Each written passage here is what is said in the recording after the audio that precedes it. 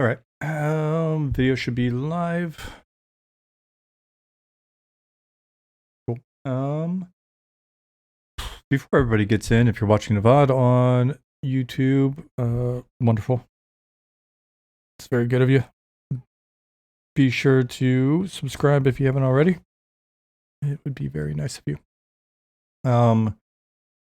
If I turn my head from the mic, I think the gate, the way I've got the gate set up on the mic, I think it clips a little bit, makes me sound a little bit funny. So what I'm going to do is, let me see if I can change that gate.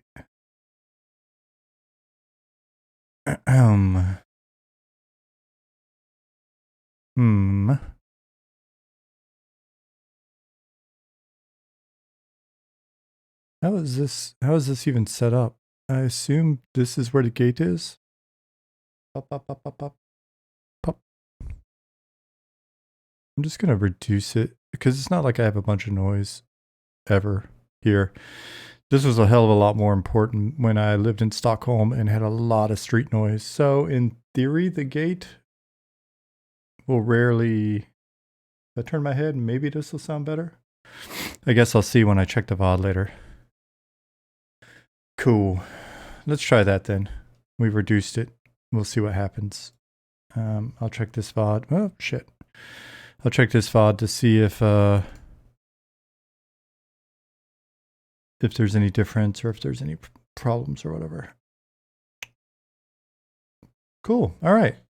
If that works, then that's another one of those things where it's, you know how you have those problems where something either bothers you or is broken or needs to be fixed or whatever, and you just, okay, I need to do that one day. And it just goes on forever and ever. Next thing you know, it's been like 2 years.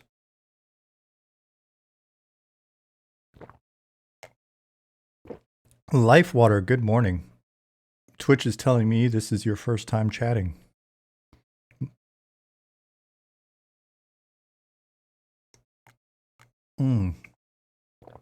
Coffee is already lukewarm. Damn it. I started it too early. Good morning, John. Cool. Let's hop in. Hey, Chinny D.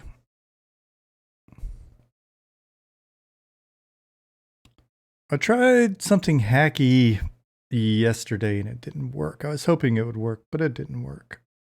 We have the ability for quests and stuff to teleport you. So we can just send you somewhere. And what I tried was, I tried to get fancy and basically had multiple teleports with delays in between. And that was no bueno. Lifewater said, yeah, I usually watch videos. Well, I'm glad you're here in person today.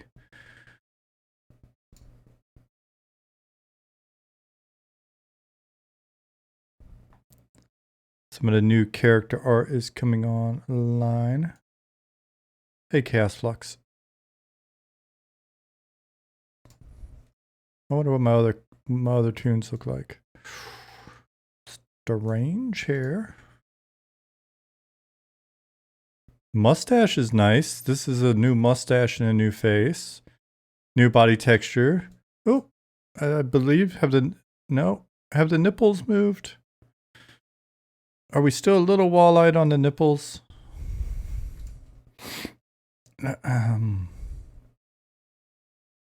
New mustache, new face, no hair. Hey, Isan.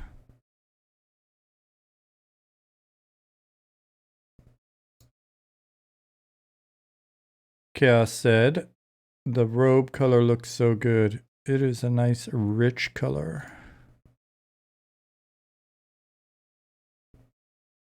It's funny. It's a combo of the new face, new skin, but old scar. Where is the best race class combo? Gnome Necromancer. Gnomes are still in progress.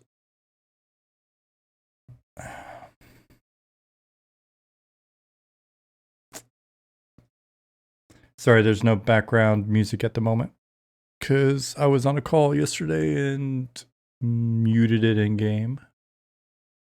So it's a little bit chill. I really want to take a nap. Maybe we'll just take a nap together.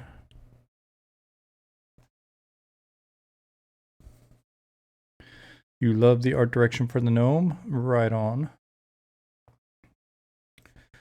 Think they're gonna get some updating just to be consistent with the newer textures, I believe.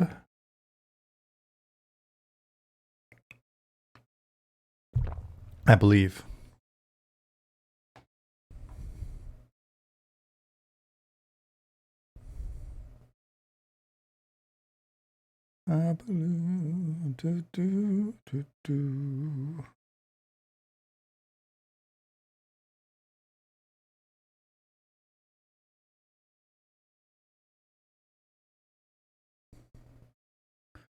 Loading. If big classes, races, could place gnomes on their shoulders in game, that would be awesome. It's on our future list. We're not even kidding.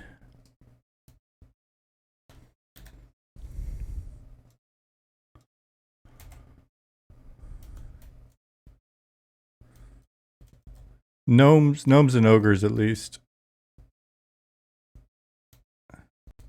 Punt animation? No, probably not. I mean, we might make an animation, but I don't know that it's going to actually punt anybody anywhere. All right, let me get some music going so you got something to listen to in the background. The smooth sounds of monsters and memories.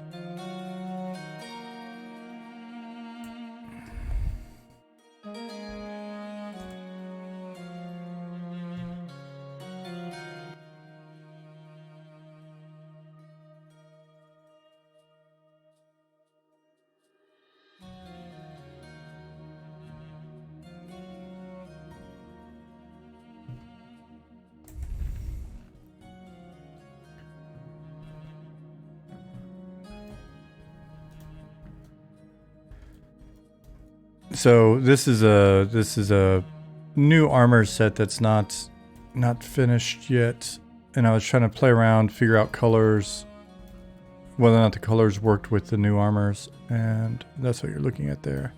I'm gonna populate that out. Maybe I'll do that on stream today as well. Populate this area.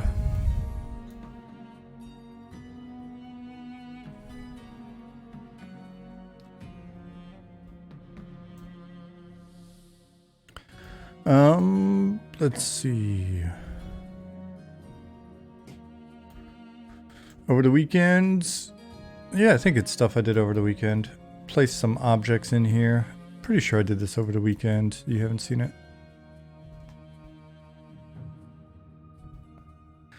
Ollie, let me know why my frame rate's so bad in Editor at the moment.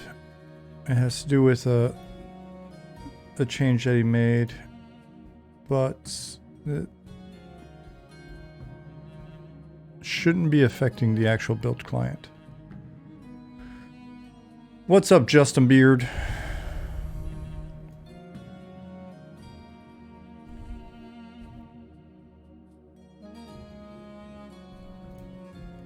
We got Wincog's shop in now with his helper.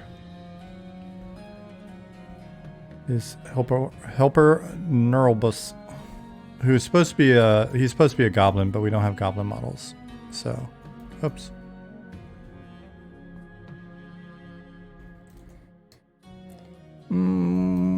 These guys need some doors. While I'm thinking about it, maybe I'll just give them these 2 doors so I don't forget. Block off entry into their rooms. Keep their private business private.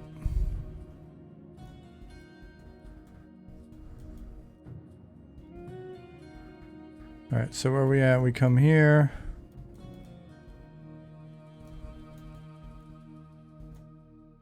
Yeah, we'll just block those 2 doors then.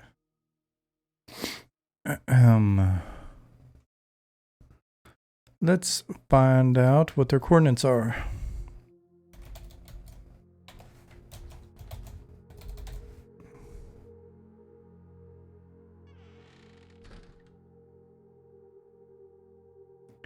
Look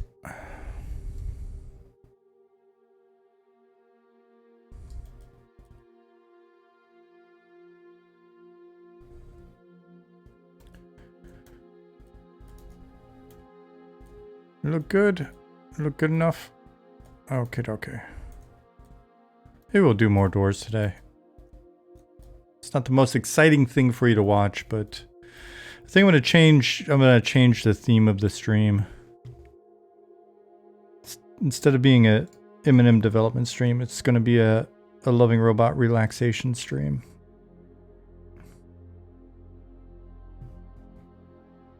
This area reminds you of Highhold Keep with all the rooms, future guard farming area. The previous area where I was showing you the guys in red. That's maybe a little bit more like that. You want some French doors? Maybe in the player housing customization options.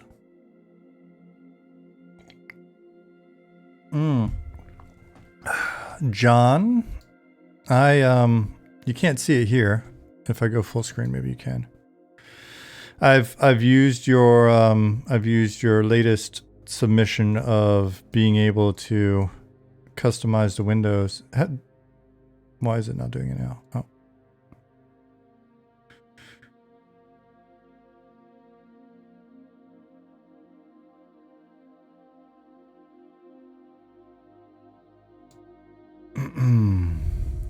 Neuralbus here. He wanders. I made a big volume that spans both stories, and he's just got to wander in volume. I don't know if Pattis has rebuilt the pathing for the zone yet, so I guess I could look and see if the pathing in here has been updated. Well, I guess it has, because he climbed over the counter, so.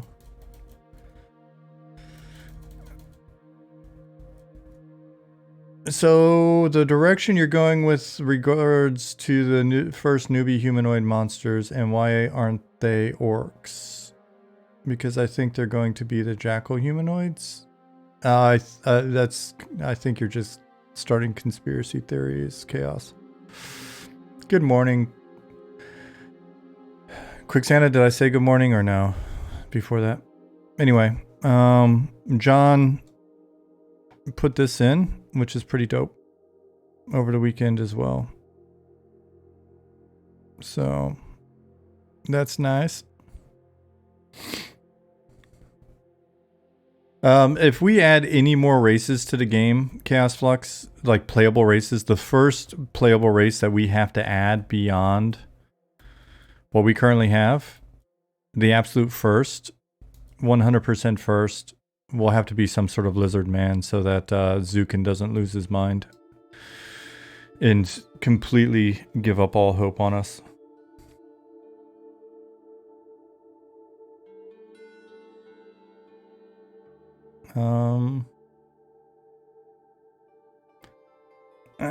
So Ixar, no, we're probably not going to call him Ixar.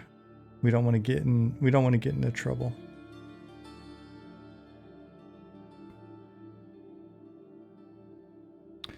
Statics. But some sort of lizard mane. Some sort of a lizard mang.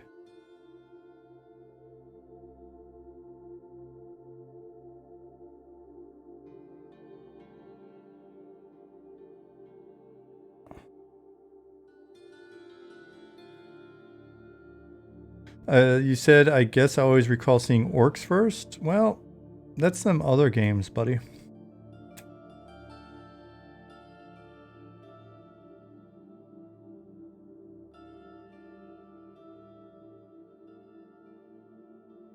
So 199, I guess, will need to be it. Yep, let's do that. Insert 199.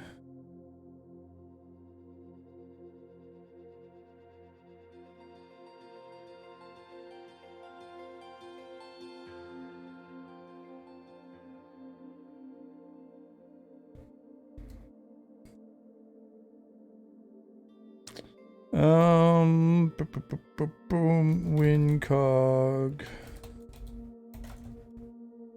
Shot. Or Wincog rooms. Using NH door 01 model. And let's go back and get our coordinates for that door so we can put it in the database. Doo-doo-doo.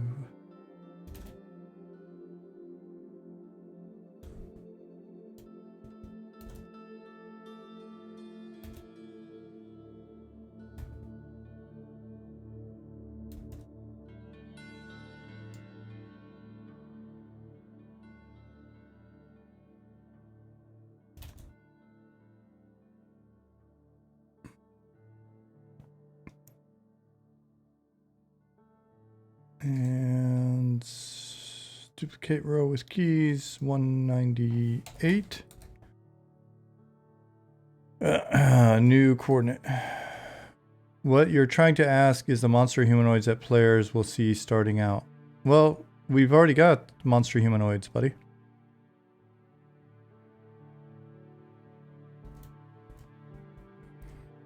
The Ashira. And sometime soon, they're the ones, they look like humanoid jackals.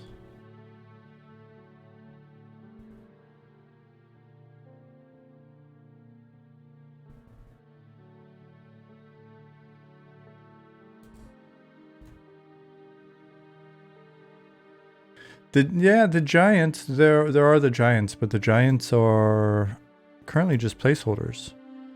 Zukin has not made any giants yet. Maybe when we're done with the public playtest work that we're getting in place, we'll have some time to knock out some giants. They've been mainly focused on the player character stuff.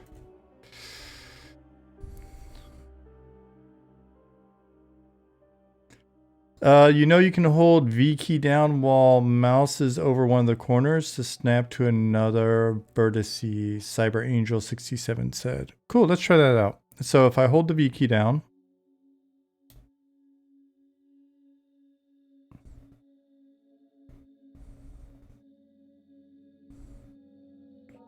Oh no. It's not going where I want it to go.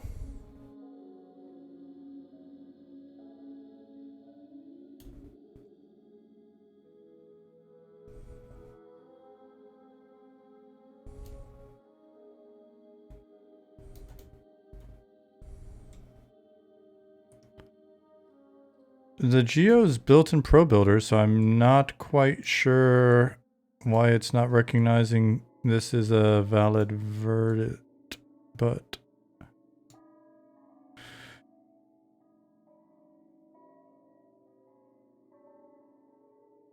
it's not playing nice with this Geo. Yeah, if I turn.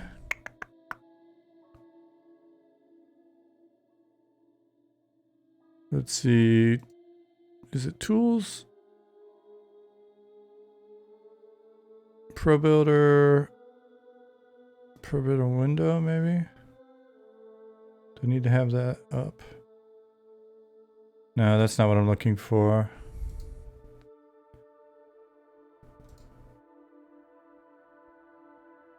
Dang it.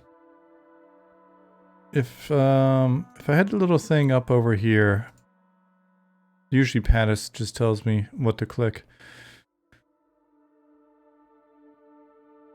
Anyways, if I had the thing up that's usually up over here, but for whatever reason it's not up at the moment, then usually I can get it to snap per increments.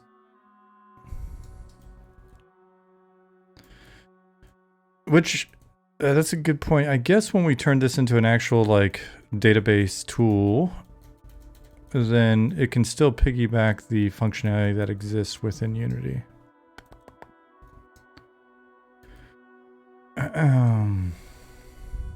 But I appreciate the suggestion anyway, Cyber Angel. I wonder if I shave off the everything after decimal. Nope, that's not helpful. it actually wants to. Cool.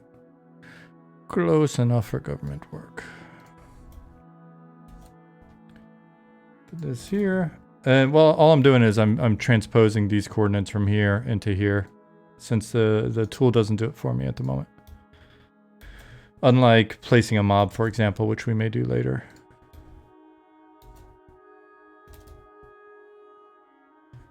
All right. And now come in here, static state. Yeah, we don't necessarily want these doors to open at the moment, so we don't have to give them a static state.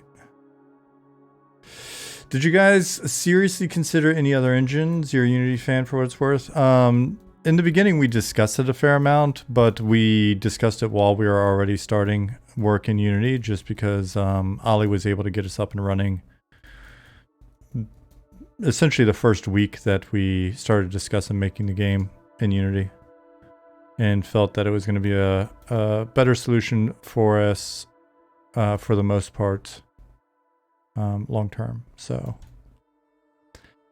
that's why we went with it. And generally speaking, happy with it. As a designer, most of what I'm doing is going on in a database anyway. It's nice to have our ability to place mobs and stuff in Unity and have it record to the database, but that could be done in literally any engine that we're doing, using. Working in here, like I came in and propped this thing out.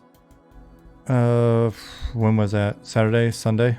And in my experience, it's probably just as easy to use Unity as it would be Unreal and vice versa.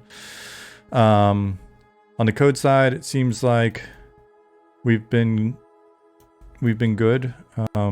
We've got some folks working with us that are comfortable with Unity, so that makes it easier. I don't know if they'd be equally as comfortable in Unreal. And at least one of our people who was in chat earlier, I don't know if he's still listening in or not, John actually has shipped 3 indie games. 1, 2, 3.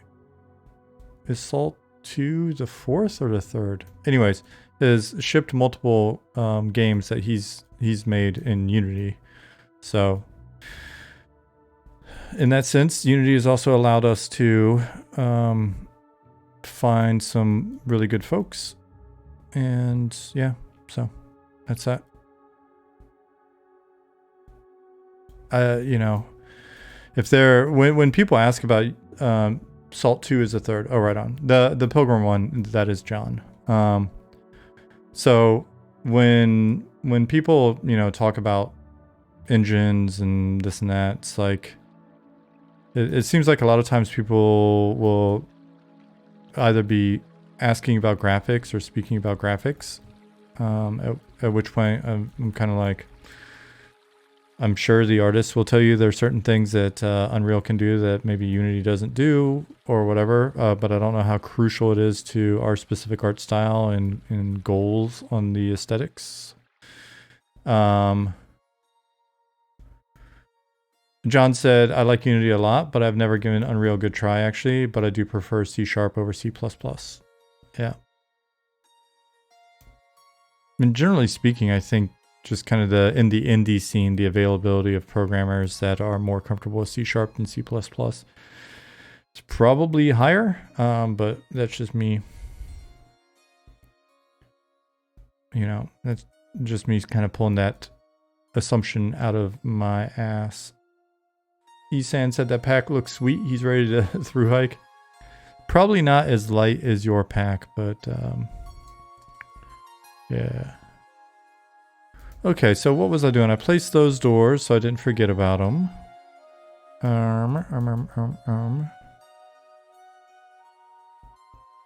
I need to... So I've got the outline for the rogue quest done, but a lot of that is just writing that I need to finish, and then copy paste into database, and boom, we have a quest. So I'll do that tomorrow. Let's see, go to... We need a Mount Katahdin and M&M Isan. Just random topic, but between the two of you guys, you've had me considering Maine a lot more as a potential destination at some point. Go to WinCog. We're experiencing some weird stuff with our go-tos at the moment. And I think maybe that's what is screwing up my test case. So I made a test case that was essentially like if I hail him. No, not hail him. What is the dialogue? I put in like a placeholder test dialogue. I'll find him in a DB. WinCog. Test fire.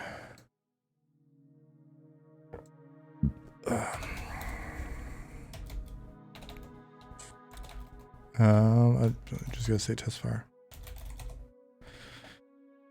Boom.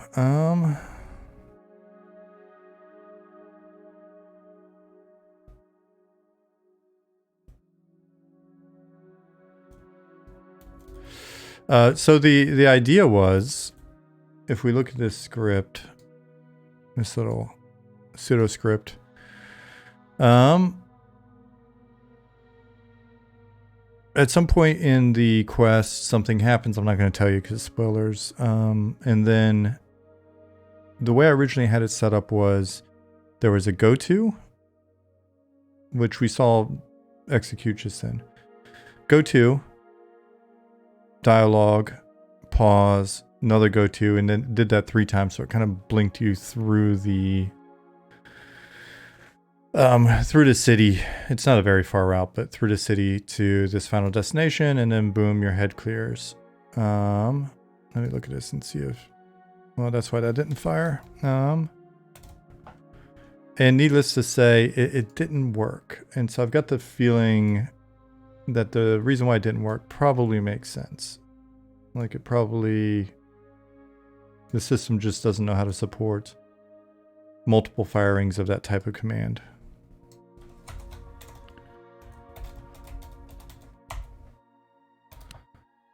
Which is fair, but it was worth a try.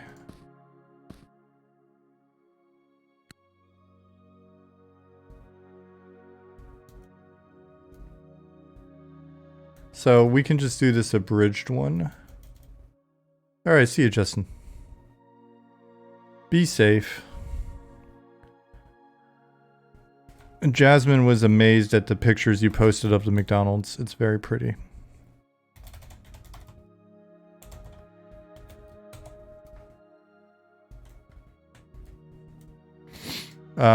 So yeah, the thing I wanted to do did not work, but just teleporting you there, I think in the fiction we can make that work well enough. But yeah, so the plan for tomorrow is to just have these initial enchanter quests finally be done. And in.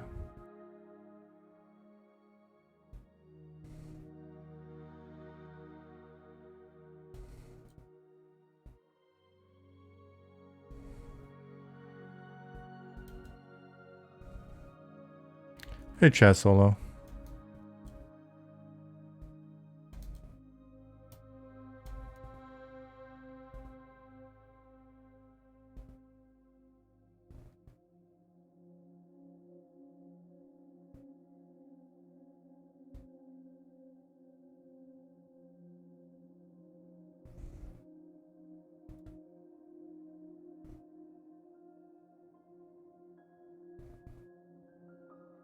This is quite the haul.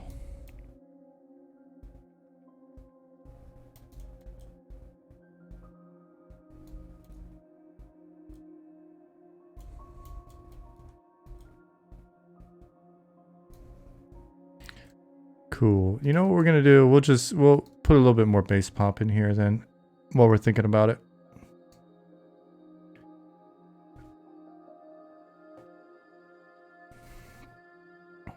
Then I can knock this area out. And if Pattis doesn't have the zone open, which I don't think he does, then we could potentially even do a few props. Kind of get the area a little bit done.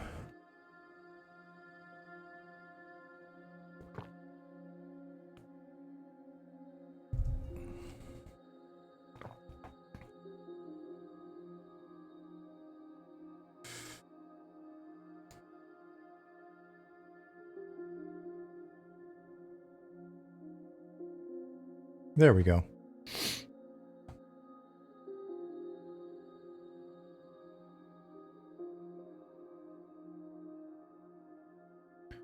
Cass asks, can you go over some of the class quests? Are these introductory quests that are required for higher level class quests in the future? The current class quests, newbie quests that we've got in, and I think we're down to, we've got like all but 4 in now, including the enchanter one I just mentioned. Oh, little lighting bug, I think. That seems to happen whenever there's... Oh no, it's not a lighting. I think it's an asset bug. We've seen that in the past, but it's been quite a while. Like when there's a faulty asset of some sort, it'll cause a black flicker. Anyways, to answer your question, we've got all but 3 in, but they're in progress. No, all but 4 in, but they're in progress. Enchanter, Wizard, Elementalist, and Monk are all on their way in. Should be in, they will be in before the playtest. And what they do is just, they give each player a bit of familiarity with some aspect of the game, but not all aspects of the game. So the thought is that some quests encourage you to explore, some quests have you interact with the world in certain ways, other class quests introduced you to specific themes, and rather than try to make every quest teach everyone everything, they're just all a bit different, relatively inconsistent, just so they don't feel kind of boilerplate and samey. But you may learn something that may help another player and vice versa. So that's that. And then they span about 15 levels. So got your first level, sort of 1 through 3 quests, and then somewhere around 3, 4, 5 to 9-ish, and then your 10s to mid-teens targets. And they utilize newbie yards, which we're going to probably mix that up a little bit now that we've got another newbie yard online. They utilize newbie yards or certain locations like the basement of the inn, or like you could come here and fulfill quests as well if you're Necromancer or SK. And then they send you a little bit further in the world, and a lot of them culminate at the moment in kind of like higher level Shaded Dunes targets or Wormsbane targets. And since they're newbie quests, do expect that before this game goes live, they're going to be redone and reimagined and have new targets and all that shit. But the goal for the time being, at least, is to give you a little something to do when you come in for our initial playtests. And they gave, I feel like they gave our friends and family folks, you know, a bit to do. Kind of kept them interested, I believe.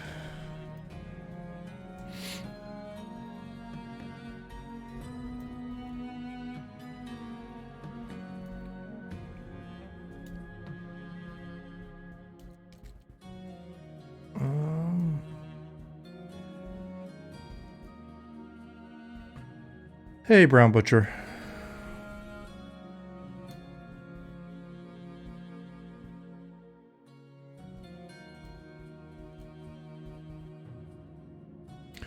Brown Butcher, do you have a link to your Twitch? Because I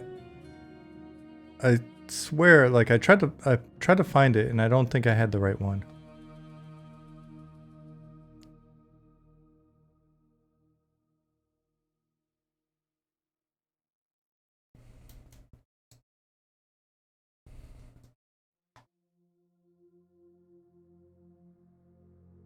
Yeah, Chaos, I mean,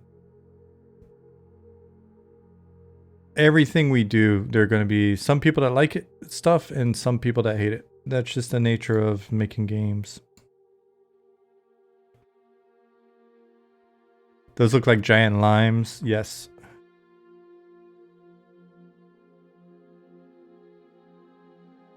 This is, we've changed the game. This is no longer Night Harbor. It is going to be Margaritaville.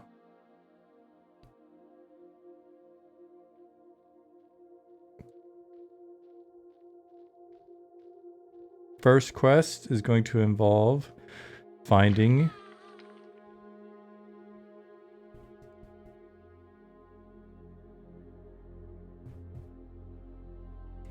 zone spawn. Brown underscore butcher. Really? Let me... thought I did that. Come on. Twitch. Hit mutes. Buffett quest? Oh shit. I think we need to stop everything. That's a much better game idea.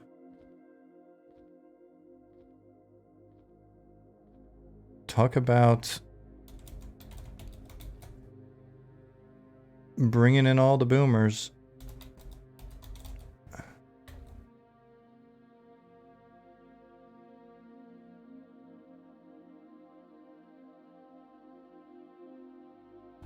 There you are. I'm gonna mute you though so it doesn't get trippy. Oh my gosh. This stream looks so awesome. Wolf sandwich in paradise. Oh my goodness, that's cool.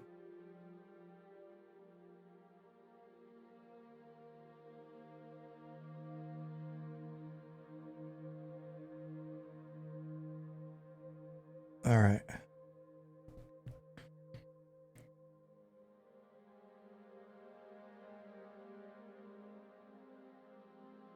Some people claim there's a high elf to blame. Oh my, you're on fire. I think you're about to make this a reality.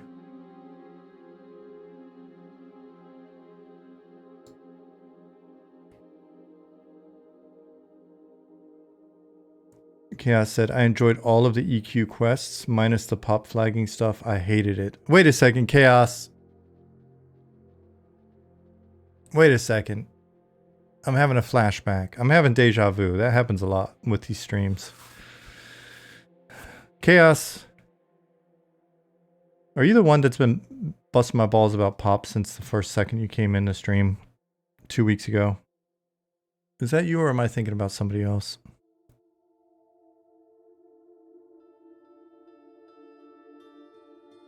That was somebody else? Okay. Well, it's okay. I was gonna say it's fine. It's fine. It's all fine. Yeah, people forget how bummed they were on flagging when it first went in.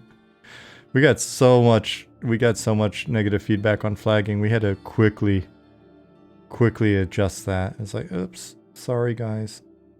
Those of you that just came in, I changed at the beginning of the stream. I changed the noise gate on my mic.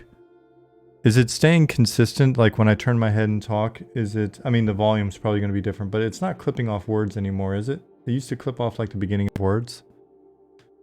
You know, I'll check the VOD, but I figured I'd ask you while you're in here. Okay, cool. Yeah, I forgot that noise gate has been in there since I lived in Stockholm because there's just so much noise coming in through the window all the time. So, let's see.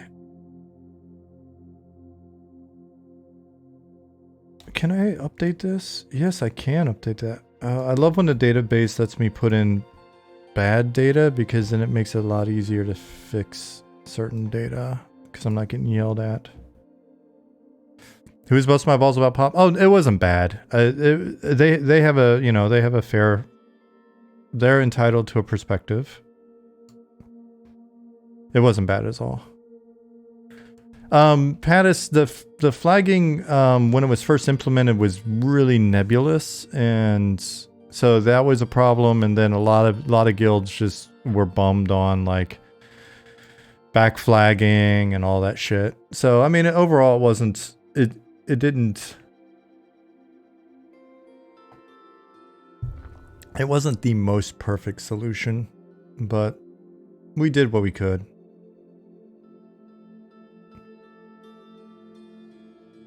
Everything was duct taped together, so.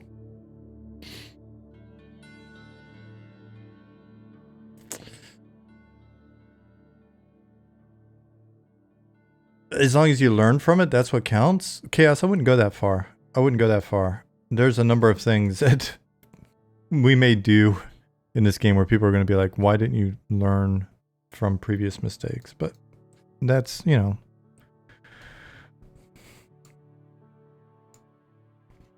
That's a life. Cool. I'm changing the name of this encounter table.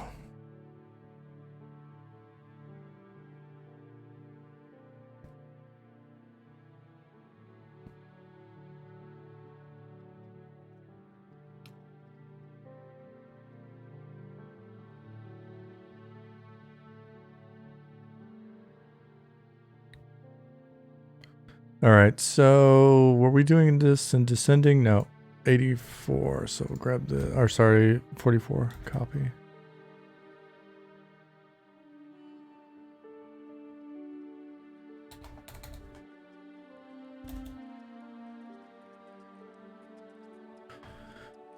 Justin Beard, what is your go-to McDonald's order? Brown Butcher wants to know.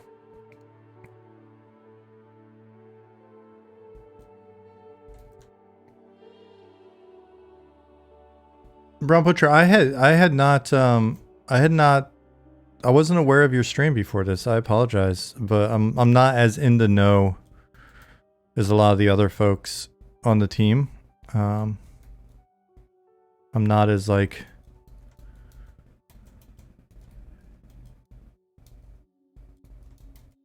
as well versed in the community as a lot of folks. And now that I've seen your stream, just 1 second of it, I totally want to stop streaming and just watch your stream. It looks fascinating.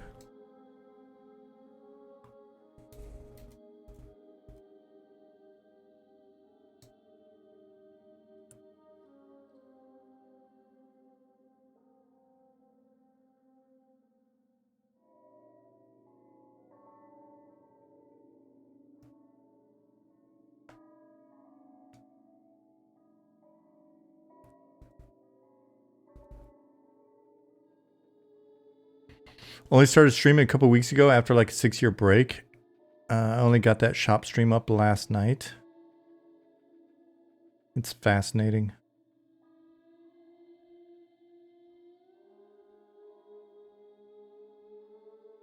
Wish there was an easier way for me to just like stream your stream. Do like a shared stream.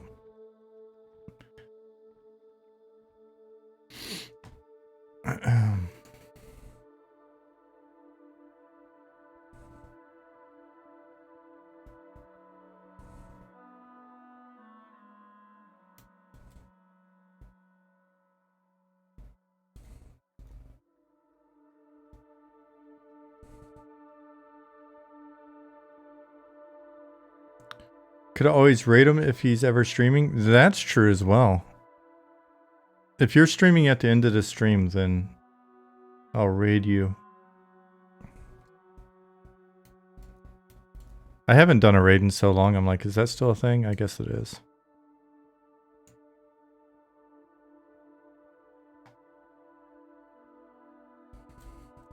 There's some kind of duo stream functionality, but maybe it's gated. Corpus,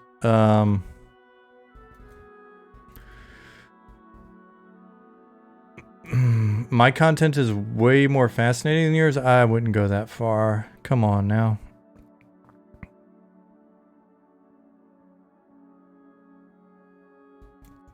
So, in terms of gameplay and thematically, would you be interested in would you be the type of player you set up a shop and like run a shop in our game? If that was, you just leave it up most days while I work to advertise my shop passively?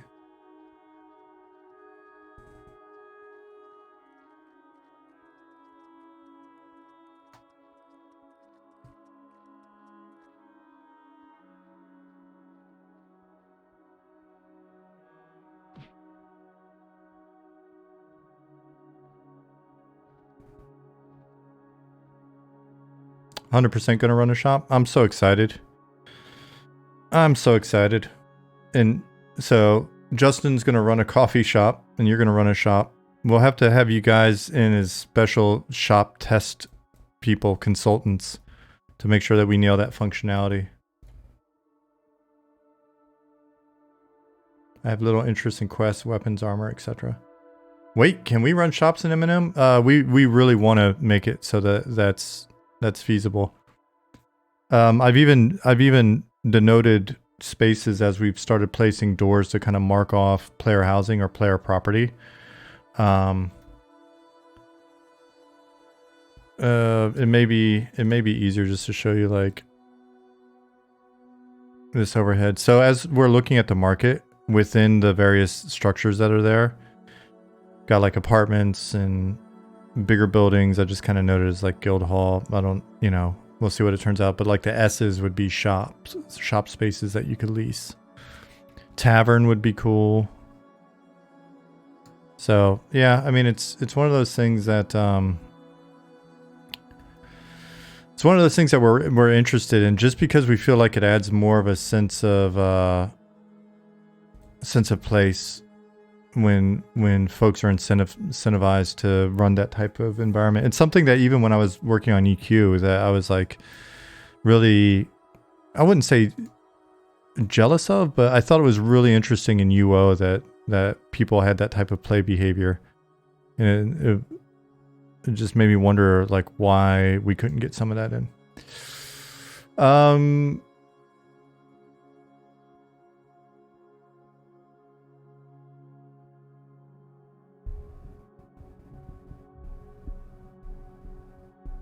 How do you plan on doing trading? East Commons was one of my most favorite aspects. P99 Chaos says. The idea is for it to be trading to primarily be active. So the East Commons example to me is active trading, where you've got to be engaged. But we want to add in the ability for players to be able to give items to other players safely so that they can do the bartering and stuff. So one of the ideas that we've got is the idea of consignment or escrow containers, where you can essentially set the terms with other players, like how much you want to get for the item, what their percentage is, how long they get to keep the item, all of that stuff. And then try to make it as safe as possible to work with other players to sell stuff. So it'd be easier for you to have like a consignment shop or be a traveling trader or whatever. So Brown Butcher said, I always like to say that EQ is the most overly complicated, dangerous MMO cooking simulator on the market. Did you prefer EQ1 over EQ2? In that regard?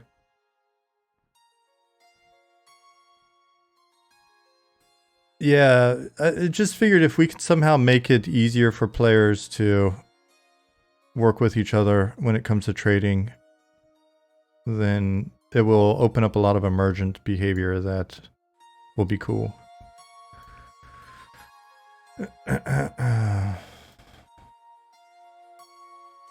Never played EQ2. I had a gnomish assassin that was also a furniture maker in EQ2.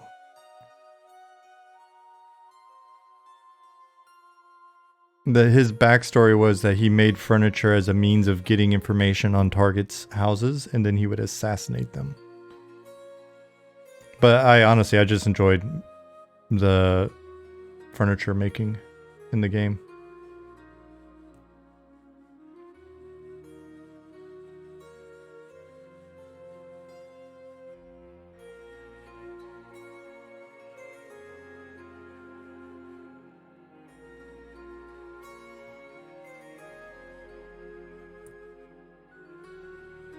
Yeah, Chaos. We're trying to experiment and work in the fringes or through that basic concept.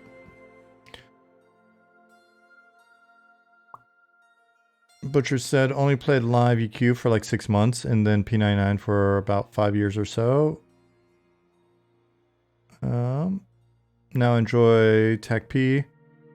Locks at Planes of Power.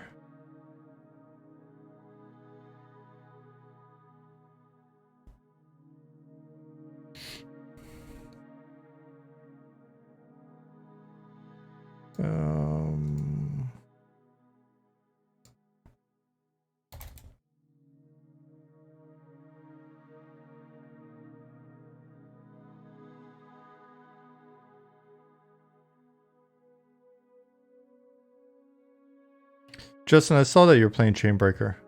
That's really cool.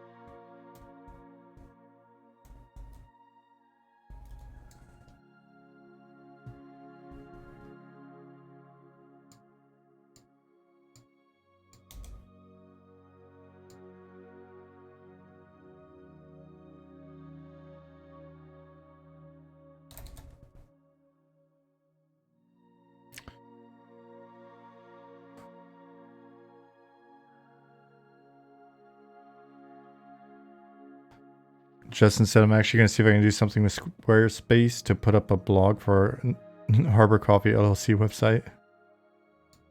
First, you got to search, make sure there's not an actual Harbor Coffee LLC out there. Don't want to get yourself in trouble.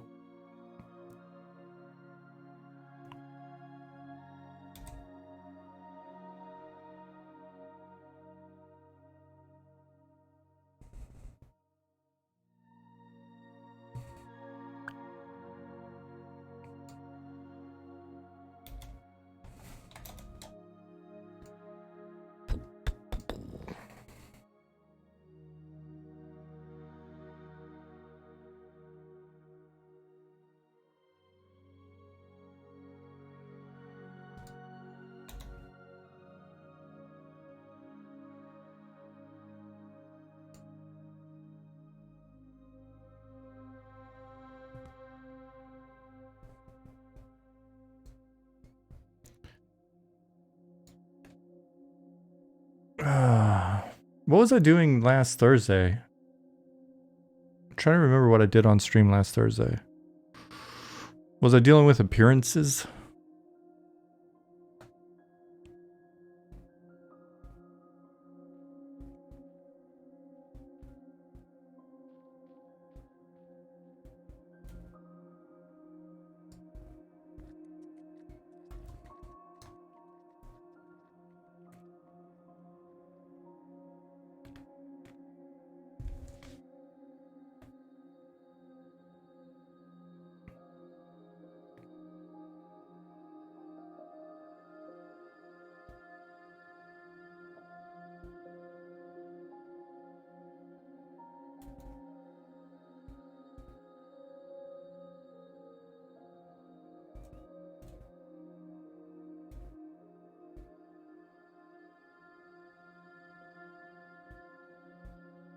Oh, he's climbing up there. I should probably move that.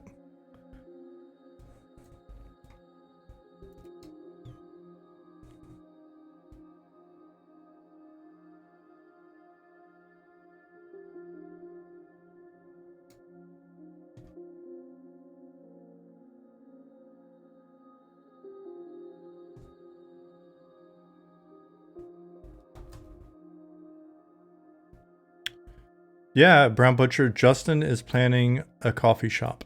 He wants to open a coffee shop.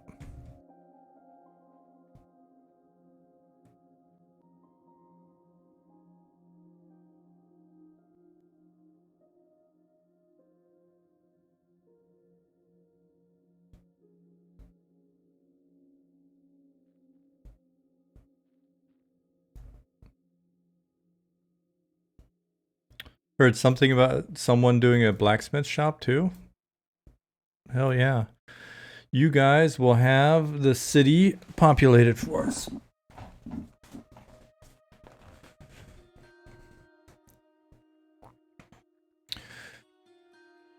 Drug Bud said, "When do we get to play?" Soon. You'll get a taste soon.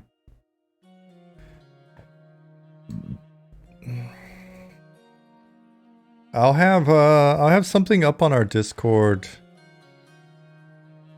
today, telling you all the information about the playtest. How about that? So join our Discord.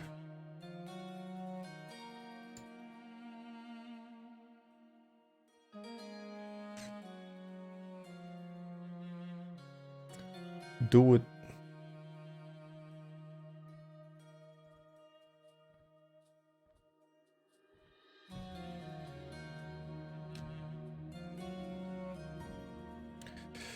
Brown Butcher said, "I would absolutely love to just live in a city and let everyone go out and collect meats and sell them to me for a good price."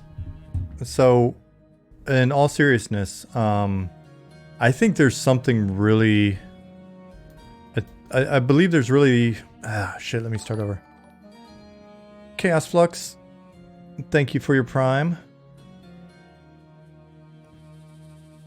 Oh, wait. From a Prime sub to a Tier 1 sub. Okay, well, thank you for your sub. I'm happy with either one, to be honest with you. Thank you for your support. The idea of having the game be able to facilitate the type of play where people can come in and just be a part of the community and feel valued,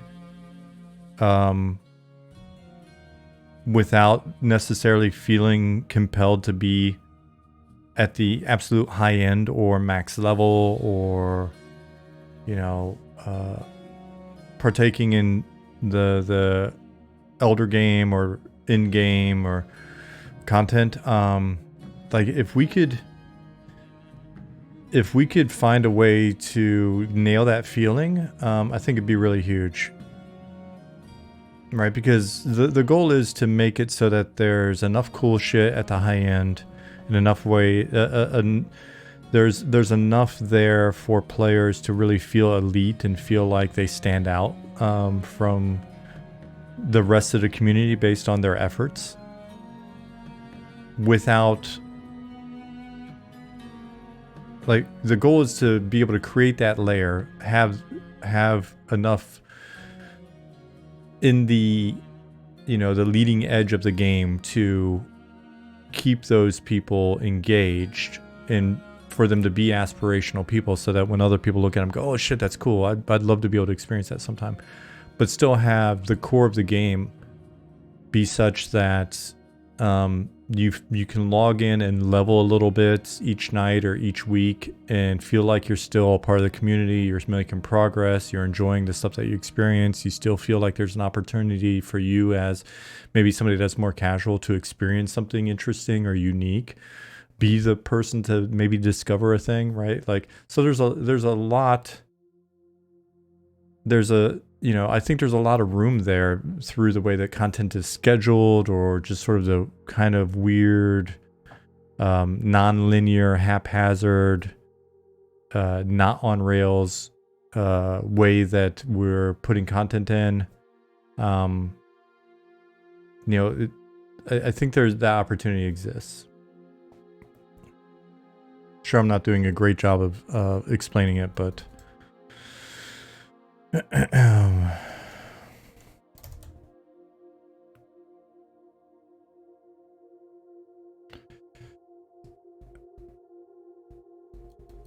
Brown Butcher said, I can already tell you're building fertile ground where we can do emerging gameplay in your sandbox. Yeah, well, and that's the thing, right? Like the idea is we know that we're not a true sandbox because, it's not all community driven, or it's not all player driven content. But we do want to get enough of an opportunity for player agency and enough of the sandbox feel and certain sandbox elements in place on top of a solid layer of the standard murder, hobo, kill, get bigger number, kill bigger thing, get bigger number sort of gameplay. The adventuring. Like if we can get a nice combination of those two things, then I think we'll be in a really nice spot. Because that was the thing that I would say if I'm playing P99, or if I'm playing not as much on TLP, like I said, I feel like the TLPs just move a little too fast for me. But on a slower server, or when I think back to original EQ, if it was all of the adventuring that existed there plus just more opportunity to just kind of be a part of the world and a bit more emphasis on depth to the world and changing of the existing world, just more of a sense of place, then I think that would just be a really, really powerful combo. So that's something we've been looking at. It's something I know Ollie and I have been talking about for quite a while as well, because Ollie's a big like UO Star Wars Galaxy head, It's funny, and we don't have facing on the go-tos yet. We don't have facing, so there's a little bit of a gimmick. What I'm doing is, depending on where he came from last, is kind of how he'll end up facing. So if we do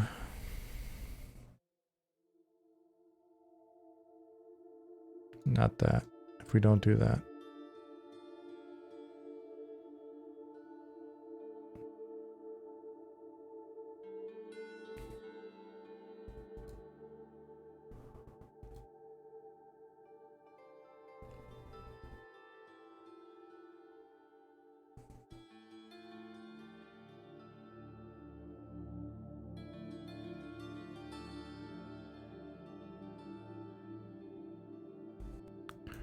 probably need an additional point to do what I was hoping to do, but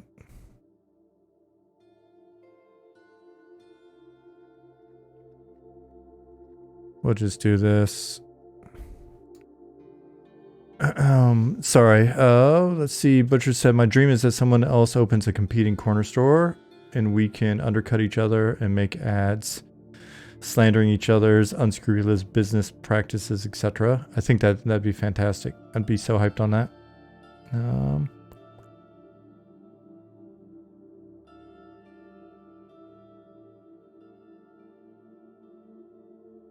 Cass said, you played and were part of EQ. I think you know what we're looking for. Although EQ is not a sandbox, it felt like a living world. What made EQ great was the sense of adventure every day. I personally think raiding was the worst part of EQ.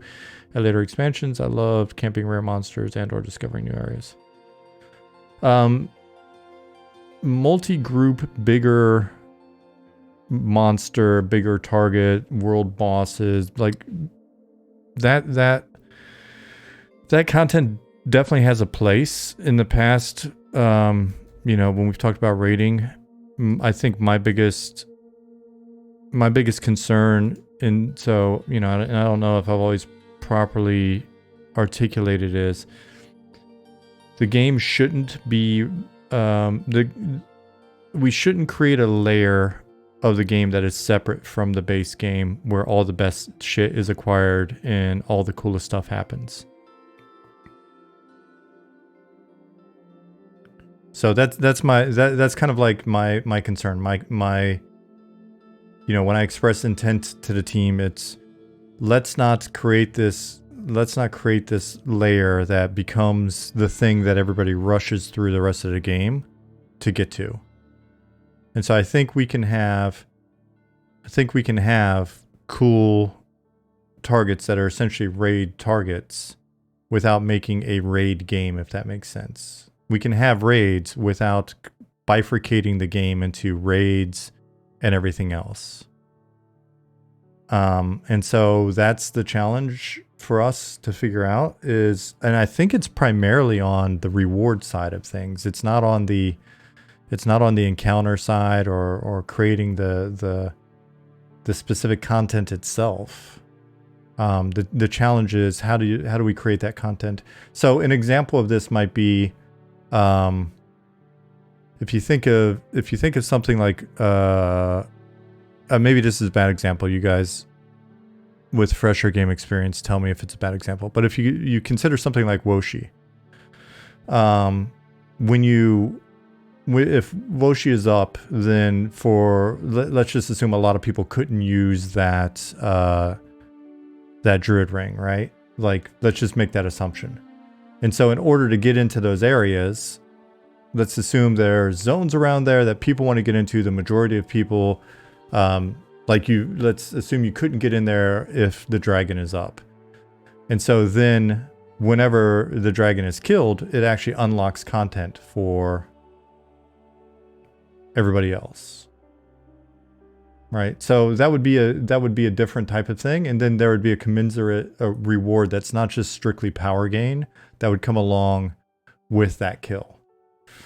So the challenge is finding a sufficient incentive to want to play that type of content without having those incentives basically nullify the value of the rest of the game.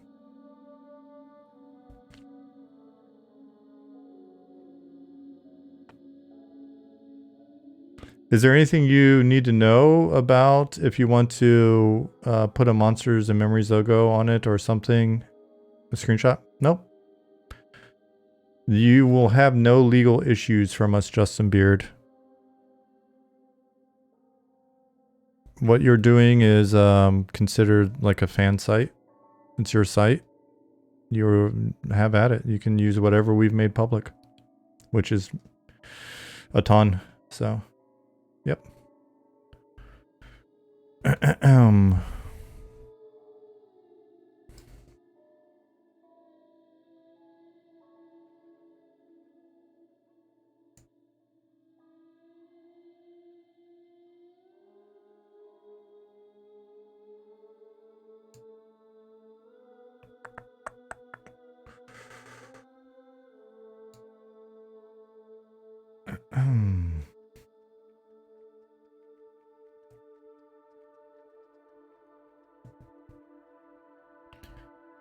Cool.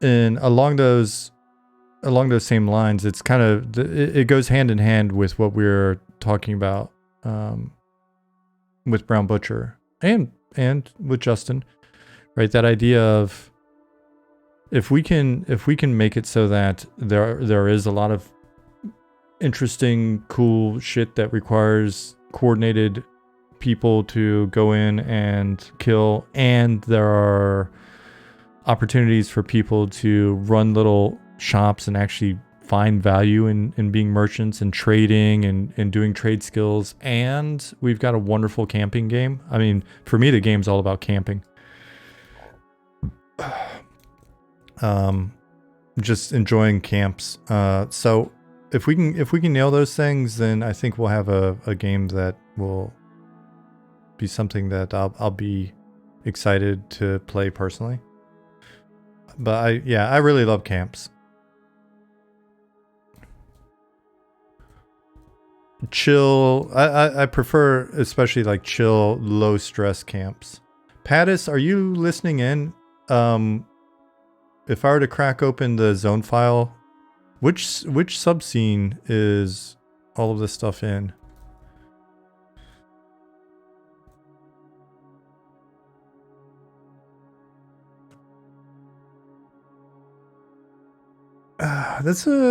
I just glanced at it. So that's interesting. You know, stuff along those lines, right? So Chaos just said, here's an idea. How about in that vein with Woshi? Raid targets have drops that provide resistance to certain areas or dungeons. For example, you did the raid target, they drop a certain amount of limited scales that provides poison resist that allows you to do certain swamp dungeon area. That certain swamp dungeon area has nice drops and camp spots. I could see that being done both in a way that's so I mean you can extend that in any way. So it could be keys, it could be resist, it could be bane weapons, it could be whatever. But then those things are also permanent. It could also be, I guess, in theory, like a buff. So whoever got the kill has the access. They could be keys that only have a, you know, they essentially disappear after, they're ice keys that melt after 5 days. Shit like that. So that's definitely one thing that can be done.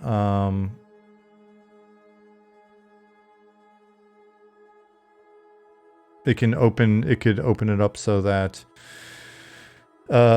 everybody has access per the Woshi example earlier, but the groups that did it first have access first, right?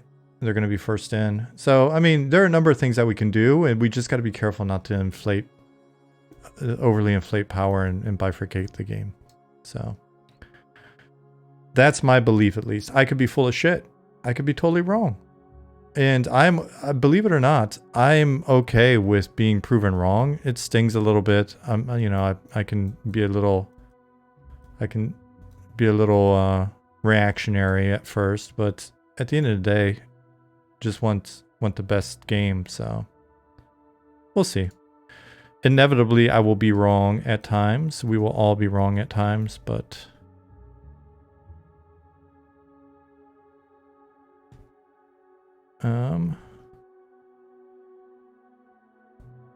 that's what I'm here to.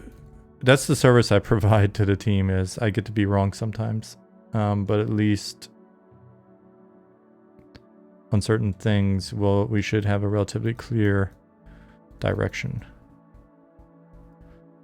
I'm just gonna put a go-to. I'm gonna be lazy and see what happens. I'm gonna go up this ramp. Actually, we'll move him over because I'm gonna put a desk there. Pattis said it's still in Geo. Forgot to move it to Sage side when I pushed yesterday. No worries. I'm looking at this area. Do you mean this area is still? I wasn't talking about or thinking about Wingcog's place. Wingcog.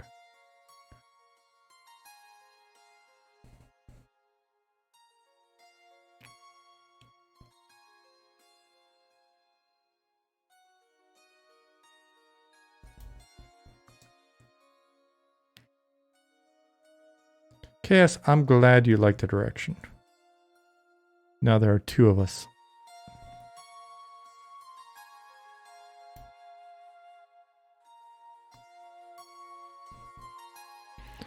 There's literally dozens of us.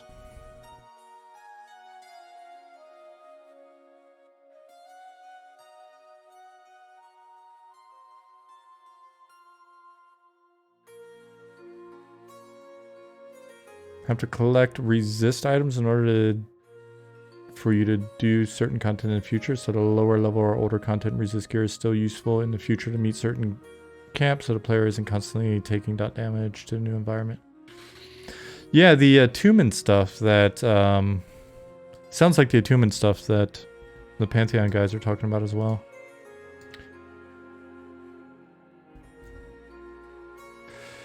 Stream Easy asks, when you design a game like this, are you having an artist draw the floor and then you're able to just duplicate it, or does the program draw you a floor? Like, can that floor be in another game essentially, or is it unique to M&M?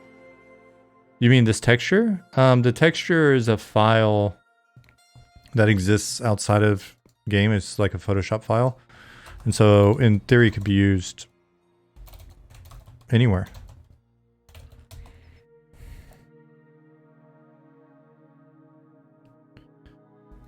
The various assets that we make are mostly made outside of game in other applications, but like this geo is made, this geo for the most part is made in Pro Builder because it's kind of clunky, so it really facilitates making an old school feel like this. But even the stuff that's made in Pro Builder can be exported and then altered in external programs and then saved out as a file format that could be used anywhere.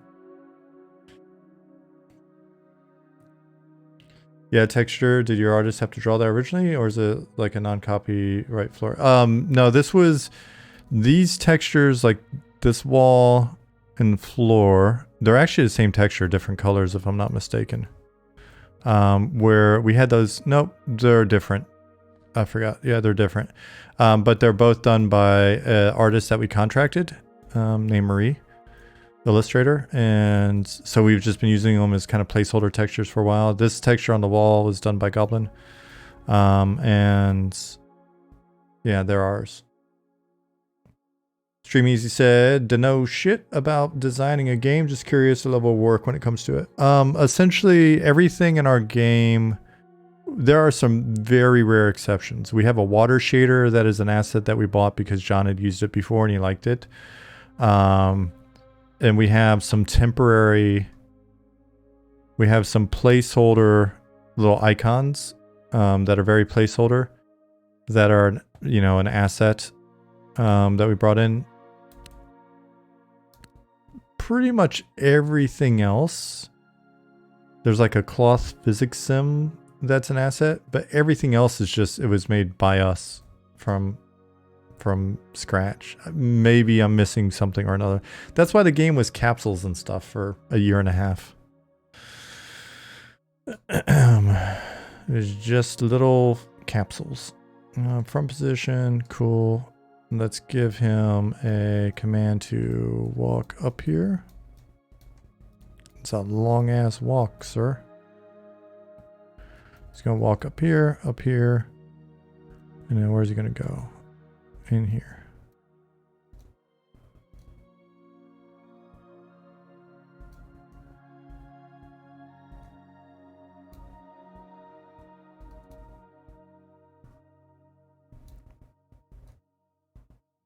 I wonder if he can find this without being super janky.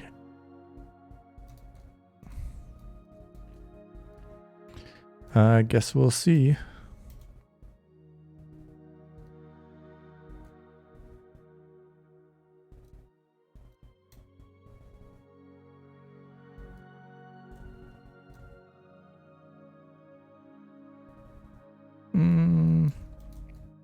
But maybe not there.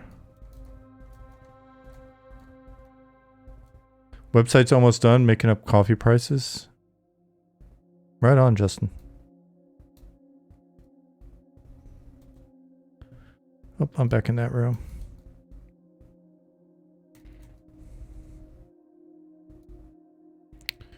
You know what? I don't know if there's any real value to him pathing.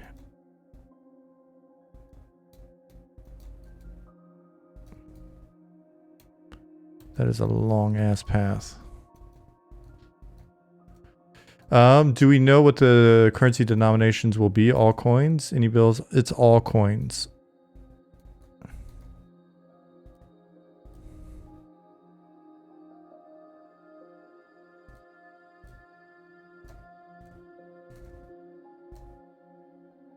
We've got the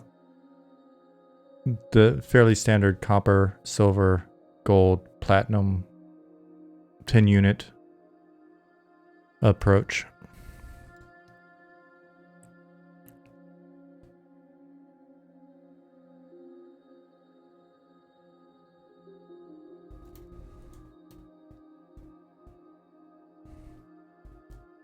You're familiar with that currency scheme. I figured you would be.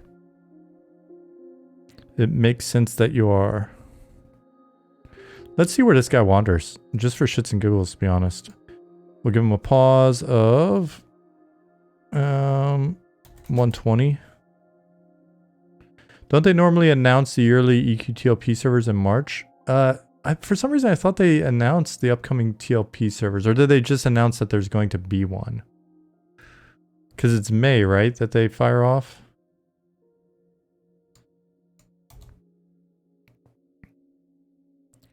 Go to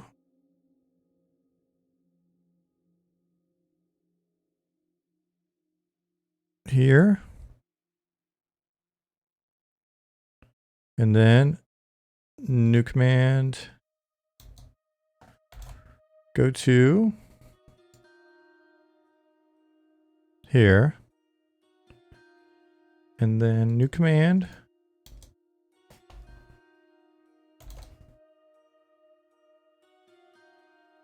Pause.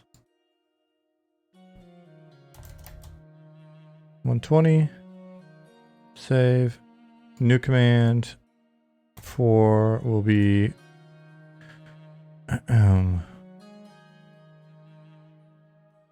go home. New command 5 will be set active command 0. Save. Cool.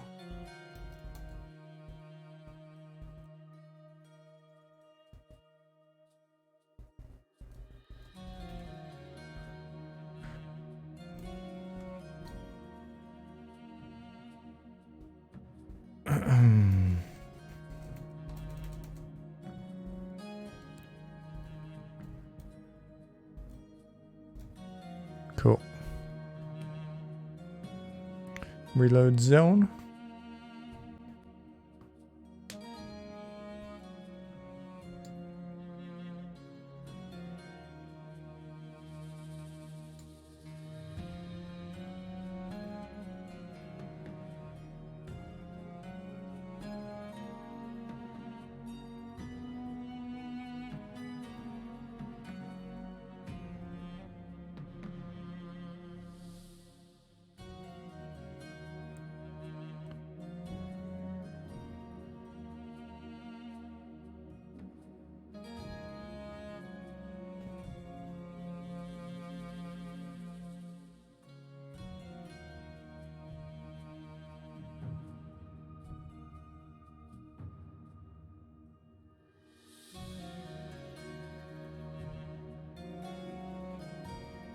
I might try something in a second to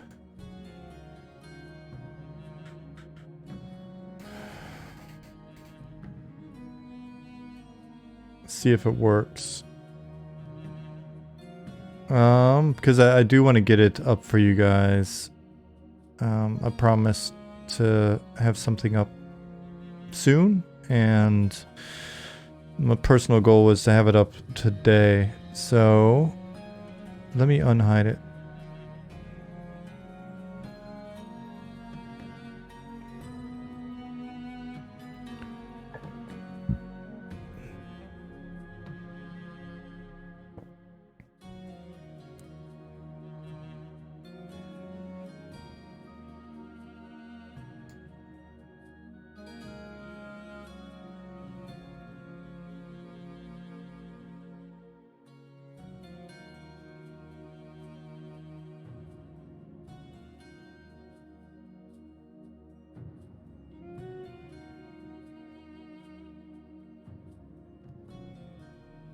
We'll wait a little bit longer. Maybe towards the end of the stream.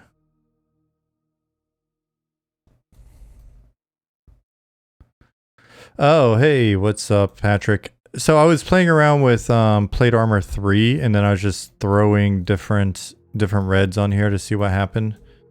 I know it's very in progress, but I figured why not.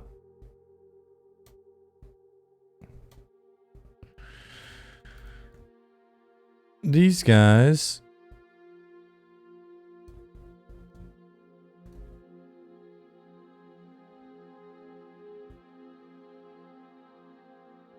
I'll probably give them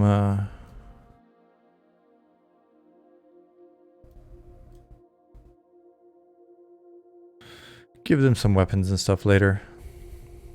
Oh, I meant to follow this guy just to see how well he paths if I'm just giving him. I think he's gonna wind up scrubbing the walls and looking kind of shitty, but let's repop and watch and see what happens because this is a long path.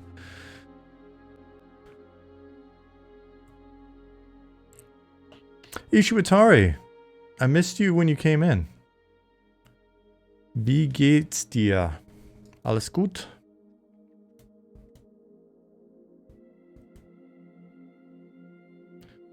These guys have 2 minutes and then he'll wander.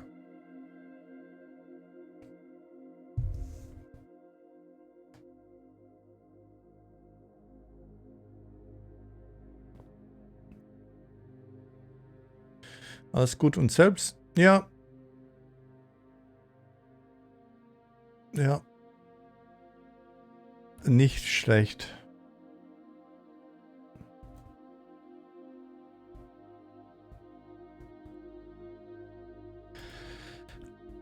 Alles ist gut bei mir.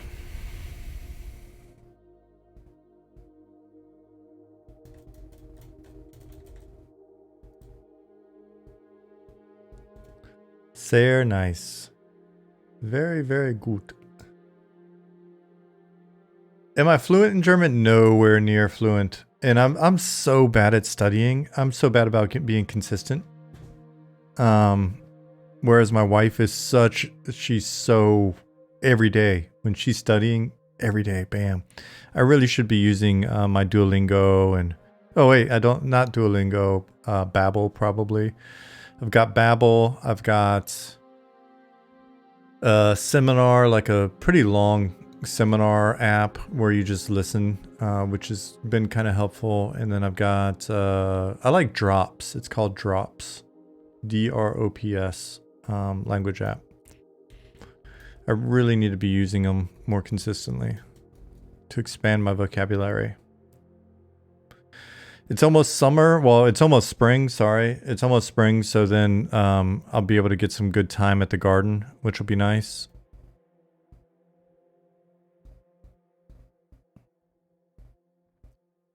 Yeah, I mean, he's riding the wall, but you know what? It's not that bad.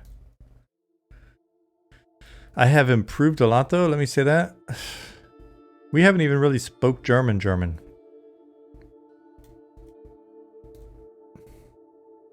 Get a few beers in me and I am a linguist. But I appreciate it. Vielen Dank.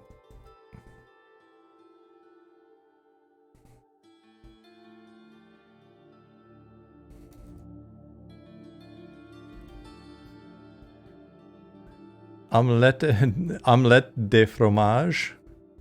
Wait, that's French, buddy.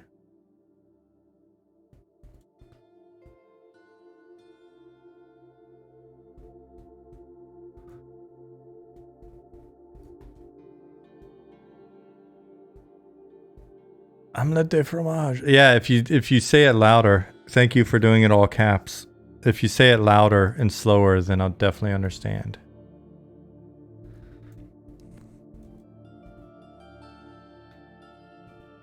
That's what happened to me when I was a kid.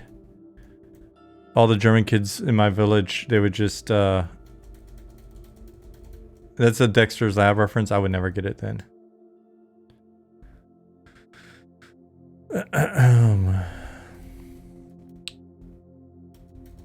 All the kids in my village initially would just say it very, very loud, and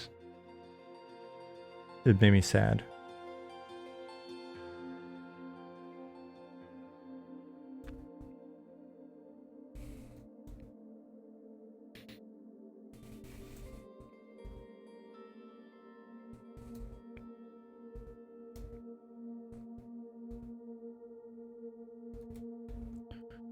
And let's watch him go back, see what happens.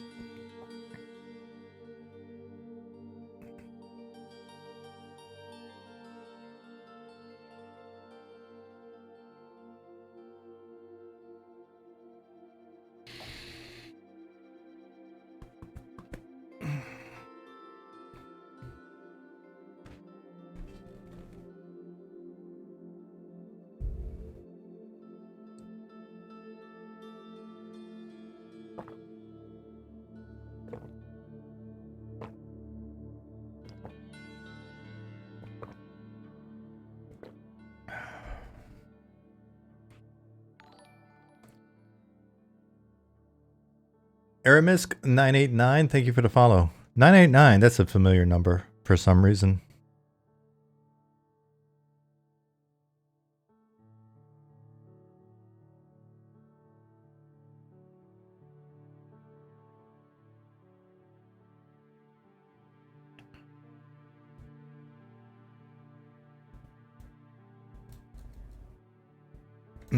Miss Cleo. I don't know that it was. I thought those numbers. What were those numbers? 976? No. Yeah, 989 Studios is what I was thinking about. All right, so that'll work. I mean, he hugs the wall a bit. That's not perfect. At some point, maybe there's something we can work out with Ollie in terms of like collision volume or something, where we can do these really cheap, like 2-point pathing things, and they'll kind of center themselves a bit more, but.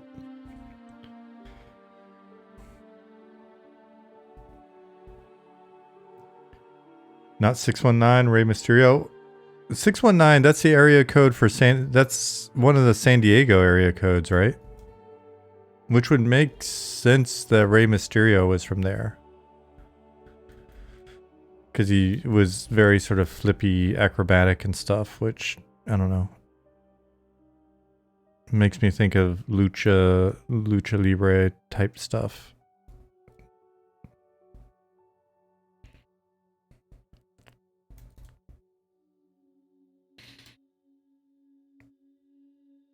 Not that I know anything about any of it. But I enjoyed living in San Diego.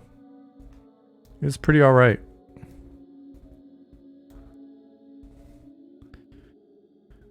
Pretty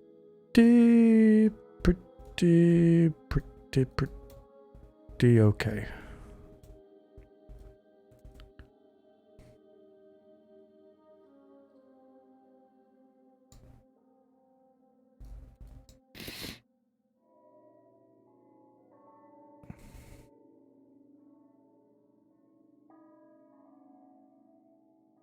Will there be more props in the city? Barrels, banners, flags, and things? Yeah, there will be.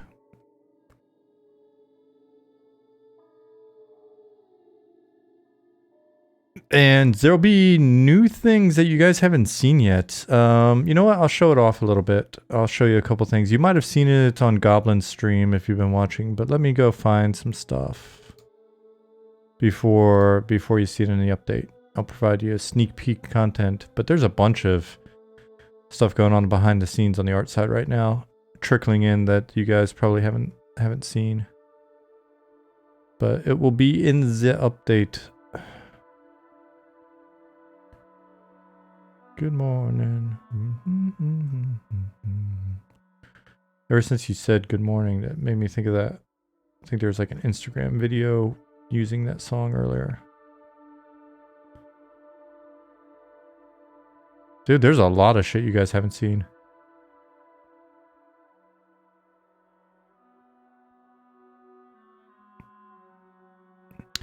Very important question. Will there be bathrooms in M&M? I don't think North had a single toilet. It's a fair point. Should we have like outhouses?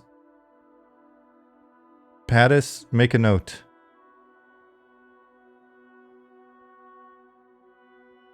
Fairly certain this is a Goblin original.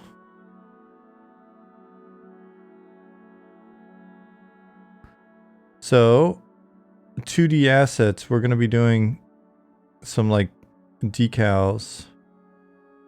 There were pea buckets in the small inn at one point. Fair.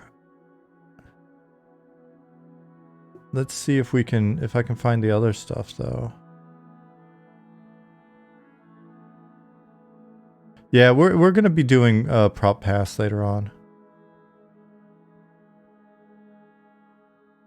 Got to give Night Harbor its propers, dog.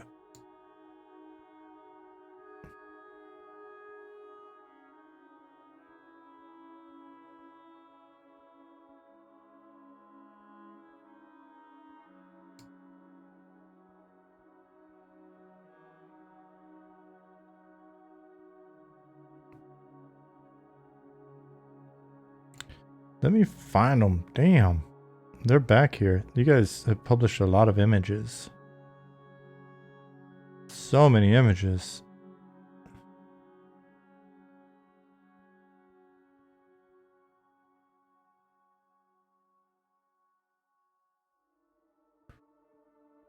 So we'll have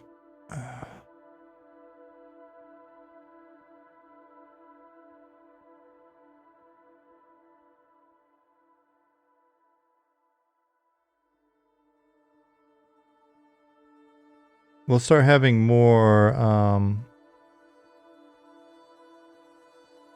like decals coming online.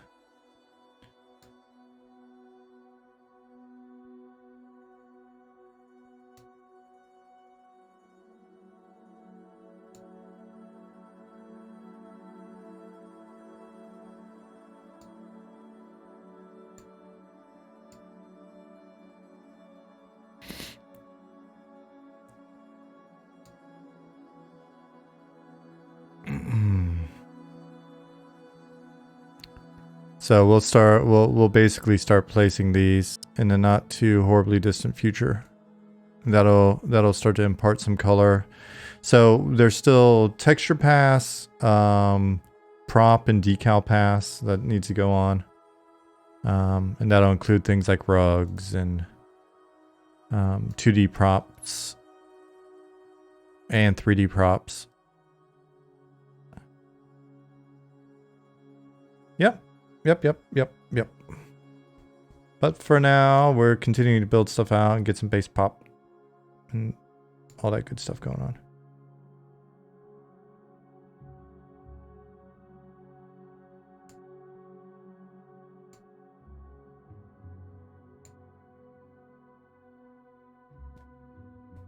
Love the window dressings. Yeah, I'm gonna be really excited to get them in. I will help place stuff. Look, I'm helping.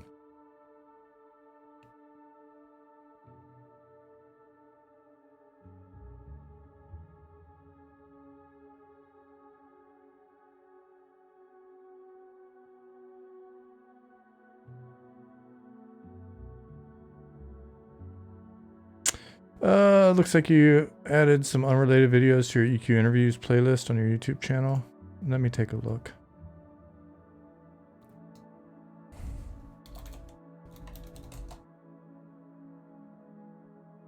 May not have been me.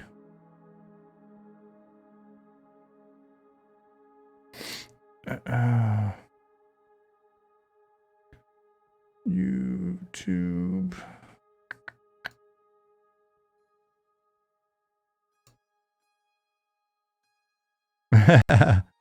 Probably isn't. Let me check the playlist.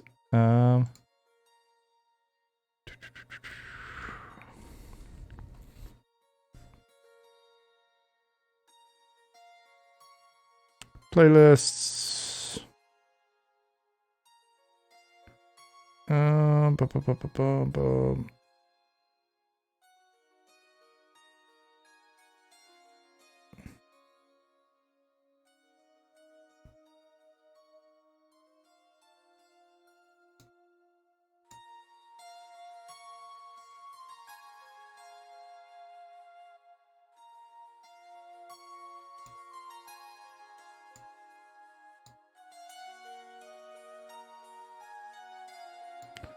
Move that one. Move to... I'll just find it later.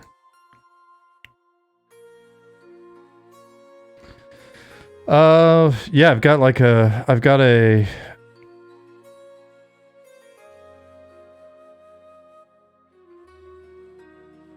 Honestly, I don't know how they got some of these. Oh, I get it. Save to playlist. Watch later.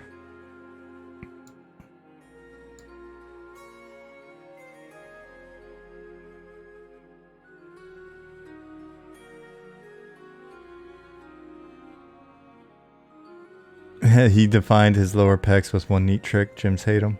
The guy's videos are actually really great. Very informative. There's so much great information on YouTube. I think that's Athleen X.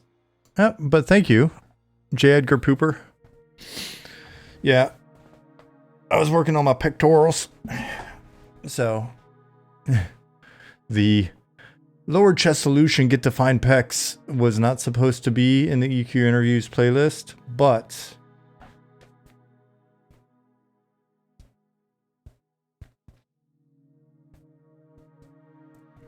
I was probably saving that for later.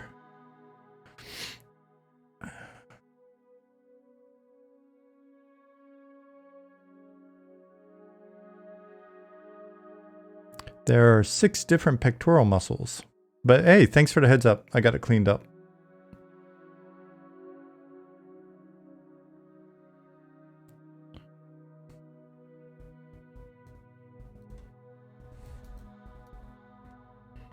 Let's go ahead and throw a door here while we're at it. Why not? See if the door fits. If the door fits, use it. That's not funny.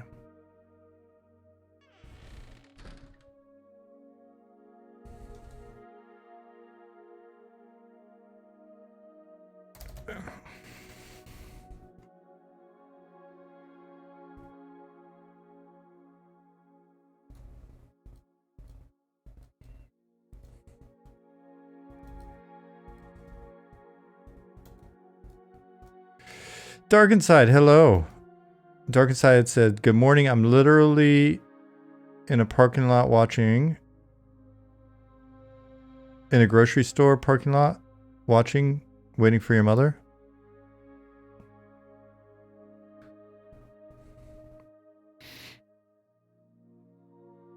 Well, that's cool, man. Do you want to watch a virtual grocery store while you watch a real grocery store? Brown Butcher can help you with that. Oops, gotta go. She's here. Shit. Mom! I'm trying to watch a loving robot.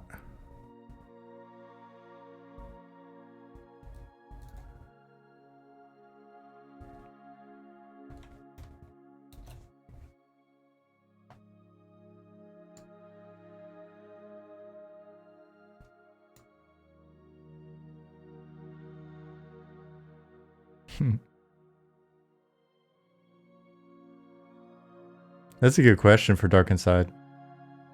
Dark Inside, did your mom get Hot Pockets?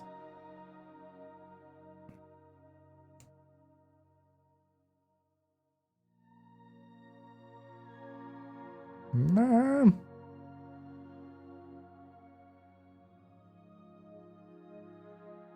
Woke up at 5:45 a.m. this morning to attend a daily stand-up for our East Coast developers, only to find out that it was canceled. That is a bummer, but would it be worse if you had to move to the East Coast instead? Pick your poison.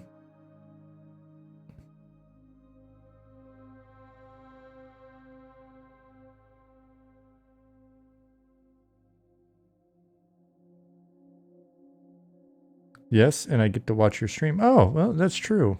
That's true. Bonus. And now I get to, and now you get to finish work at 2 p.m. today. Oh, that's true. Brown Butcher's got your schedule nailed.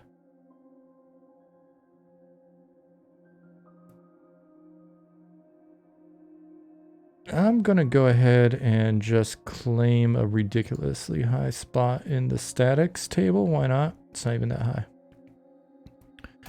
Being dramatic. Let's just say 400. Some Night Harbor. Red Mantle Compound. NH door 01. Man, Germany is so funny, or at least this part of Germany is so funny, because it's oscillating between like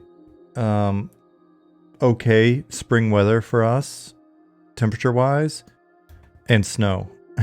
Yesterday was snow for no reason.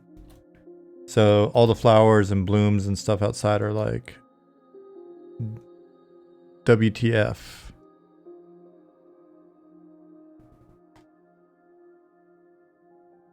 And that's 90 degrees.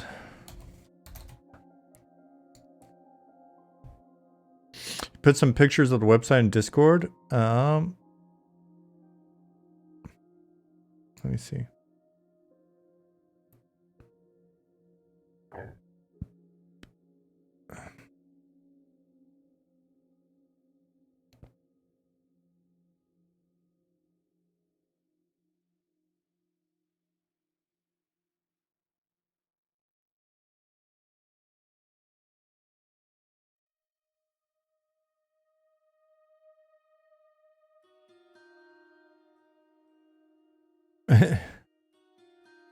Night Harbor coffee is available. Nice.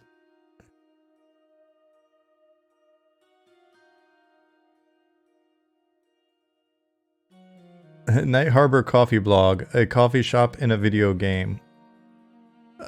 That's funny. Justin posted those in the Loving Robot Discord. In my private personal Discord. Same in France, got surprised this morning with freezing. Yeah, John said yesterday it was snow, rain, sun, and half-hour cycles. It seemed, yeah, we had like little hail balls, little round snowballs, snow, a little bit of sun. Oh, you posted an M&M as well? Okay, cool.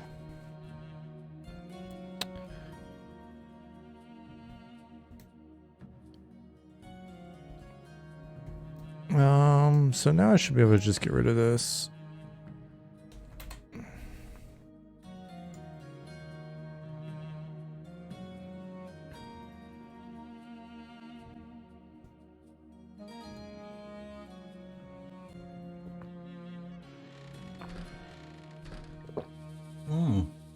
Well, that's not the correct location. Let's try this again. Oops, wrong view. 90 degrees. I wonder, is it because I clicked off? If I click this again, come here. It's probably what happened.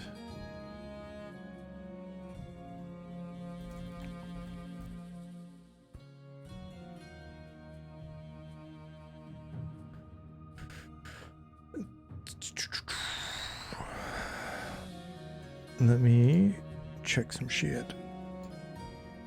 Is anybody in here not on our mailing list? You should hop on to the mailing list. Let me see how many people we have on the mailing list now. Let me check it. MailChimp. The app. 2,796 subscribers. Out of 2,990 contacts. Because some people unsubscribed. So we are what? We're like...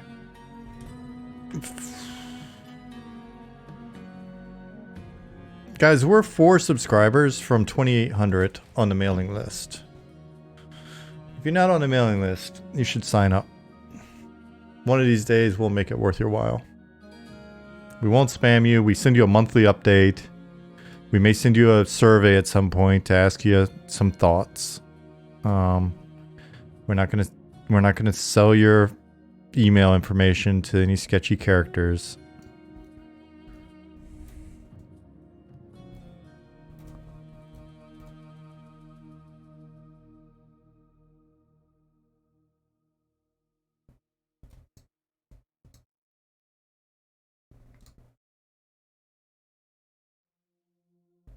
You'll consider it? How do we seal this deal, Weltmacht? What do I need to say to you to make you a believer?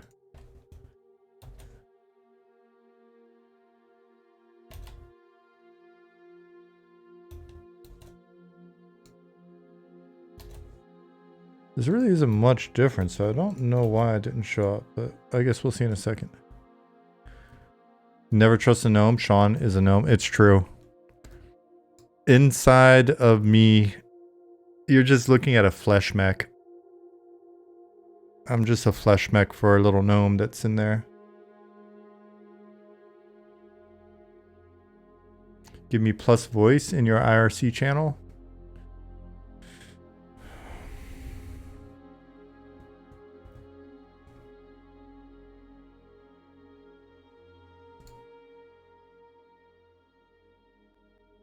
Underpants gnome? Thadvig, yes, that's correct. That is the business model for NWC.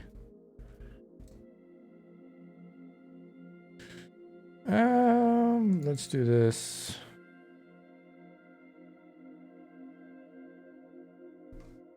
Yep, that's fine.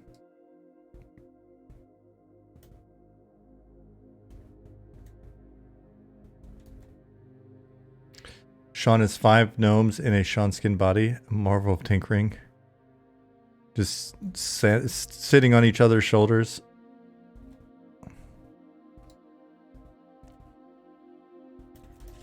We send mailers about once a month, Brown Butcher. See, Brown Butcher said, signed up a couple weeks ago, haven't gotten any mail yet. Yep. That's, see, we do not spam.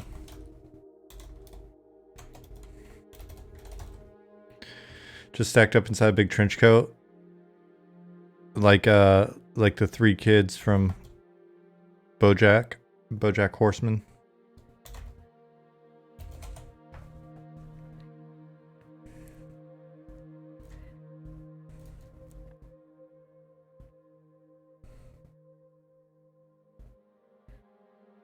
Hey, Nicodemus. Never a need to apologize. Work has you busy this week. Just stepped in a minute to support your favorite game developers. I'll take care. Well, thank you very much for your generosity. 6 community gift subs. That adds up to 141, man. That is very kind of you. The Cosmic Wheel, Dark Inside, BDC Retro, Strong 170, Wacky God, and Casimo MK. You no longer have to watch commercials. Very kind of you, Nicodemus. Thank you.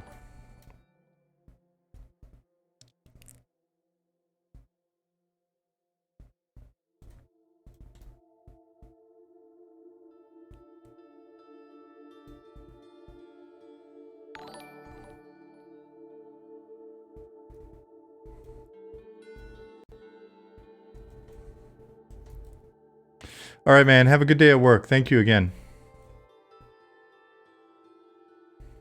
Never seen commercials on here before? Oh, okay. Well, good.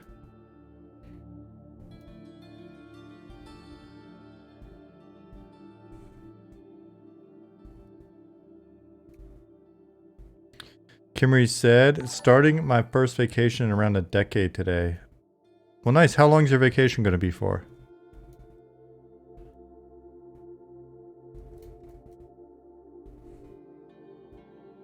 Two and a half weeks? Very nice.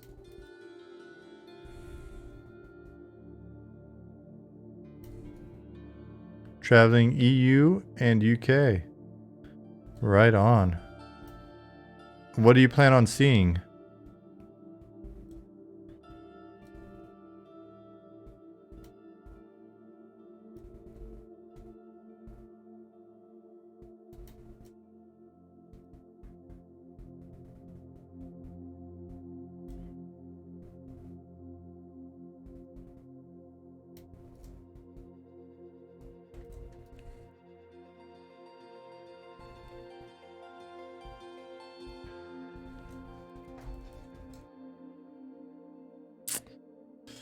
Going specifically for Star Wars Celebration, just gonna go see the sights.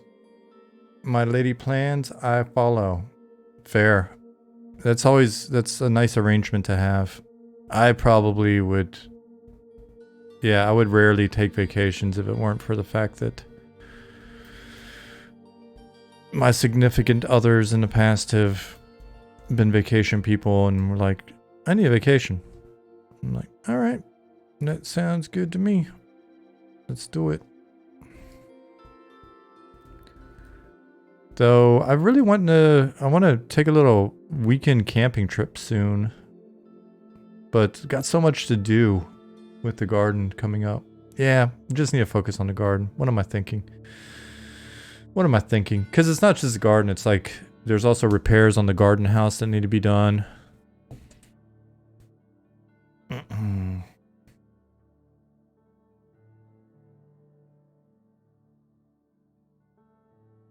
He's also a garden gnome. I am a garden gnome. This is true.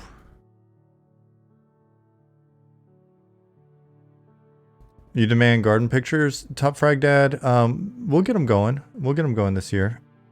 If you remind me on my Discord, I'm trying to keep a separation between like random shit like that I do. And Eminem Discord proper. So if you guys want to hang out in my Discord and just bullshit, it's going to be less Eminem focused. Do a lot of the Eminem talking in Eminem Discord. But like garden pictures and shit like that and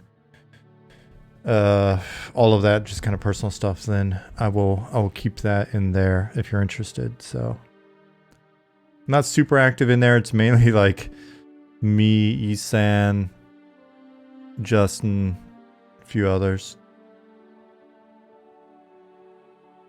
There's so many different channel applications and channels and stuff to be active in that I'm a bit slack.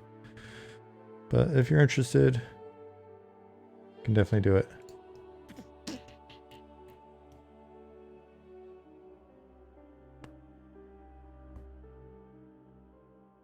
Keep forgetting you have Discord installed. You should use it more. Yeah. Just use it for us. Forget everybody else. Unfollow everybody else. Just follow us.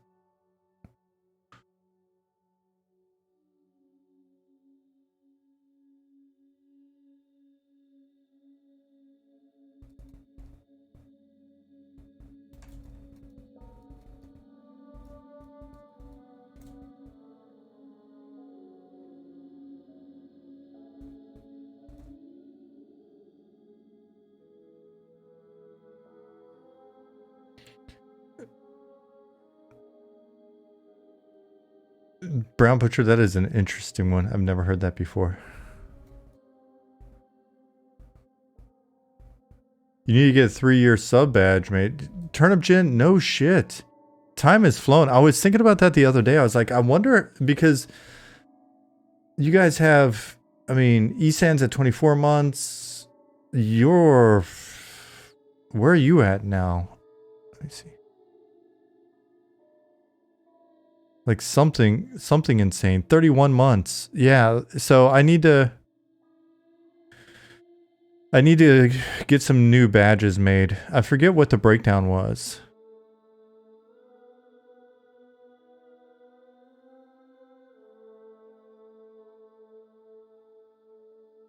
Brown Butcher, folks can have all my pictures. It's okay.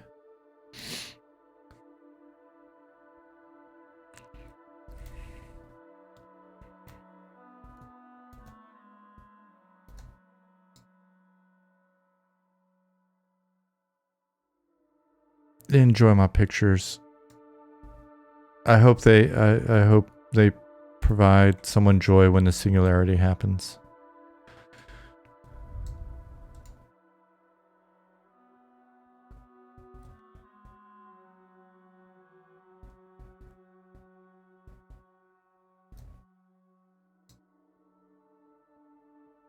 If it's on the internet, anyone can get it. Just remember that. Yep, Kimmery.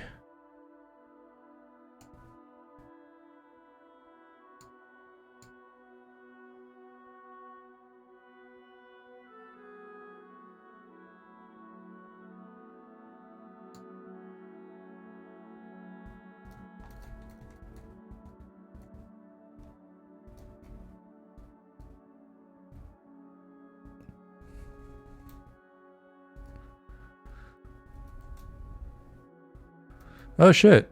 Pattis put the wall in so you guys can't, well, you can still hop off over here and train ghouls and goblins into, is that, oh, secret passage. I see a secret passage, Pattis.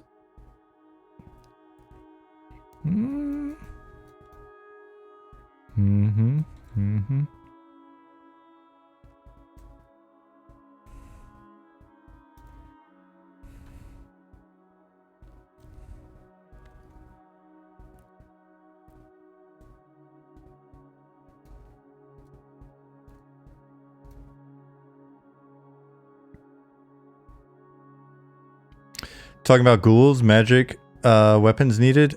I don't know that we're even supporting that yet, but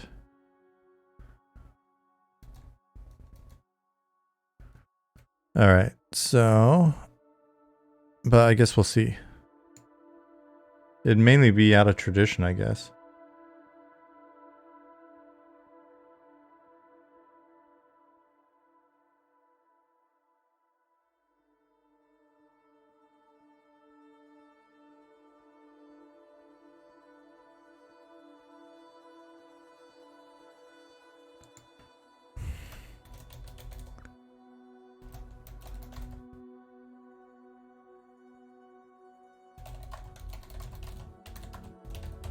Sorry, Nick just woke up, or just commented. I'm going to respond to him really quick and...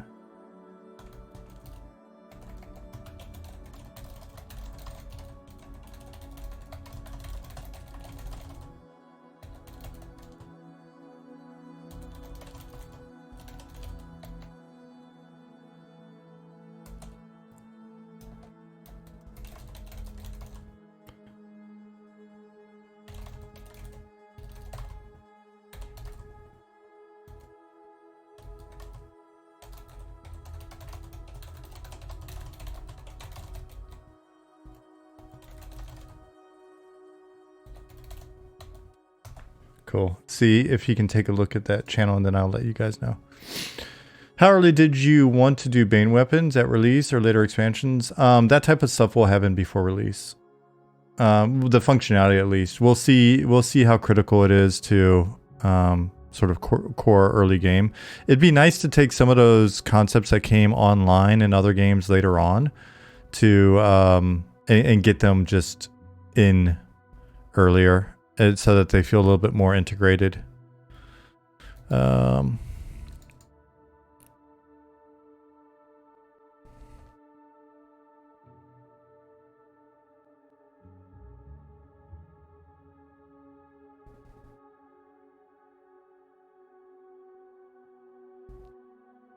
let's go run over here. I haven't seen this in game firsthand yet. The changes that Pattis made.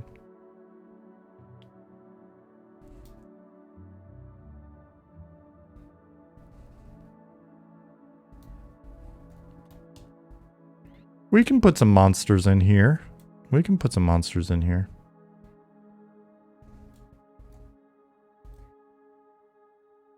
need to get some crypt doors. Oh, so we can have the doors locked and stuff like that. Oh, that'd be nice. Clink, clink, clink, clink, clink, clink. I could see it now. People trying to train the monsters off. Splatto.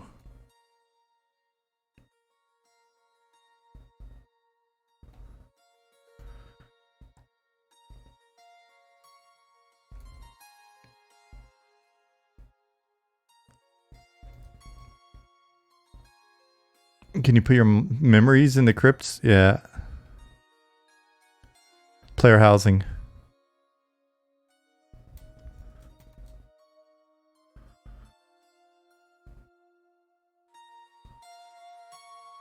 We'll need to brainstorm on a little bit of lore for stuff here, though I do have some ideas for a couple of the crypts functionality.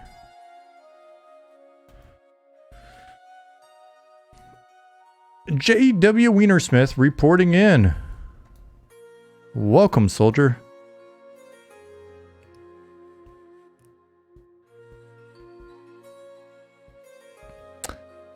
J. Edgar Pooper said, anyone else playing the flash test EverQuest Online had this past weekend? Good question. Tell me all about it. I love those guys. If you don't know what we're talking about, here, Eco, check them out.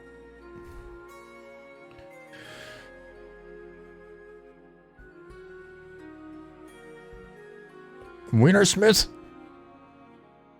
give us a report.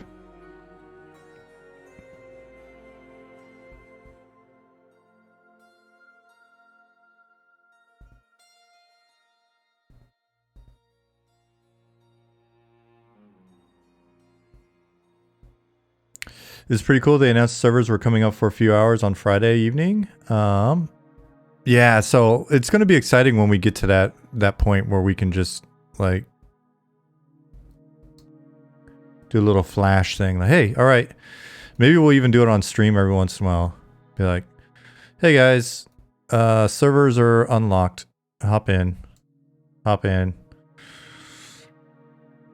So, but the first thing is to check and just make sure that we can handle y'all.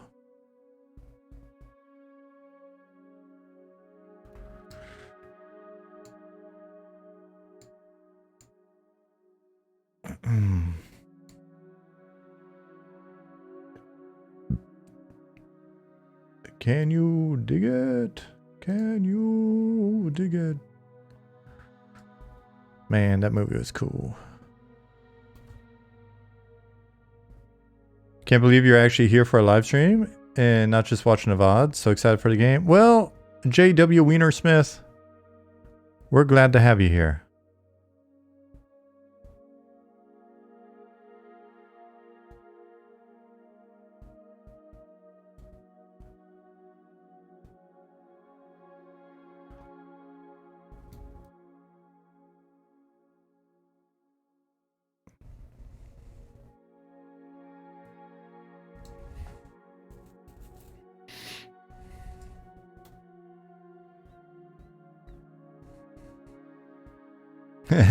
Yeah. Remember when that dude, the guy that played the primary antagonist in that movie, in the movie The Warriors, he was like in everything back then. He was the bad guy in Dreamscape and all sorts of stuff.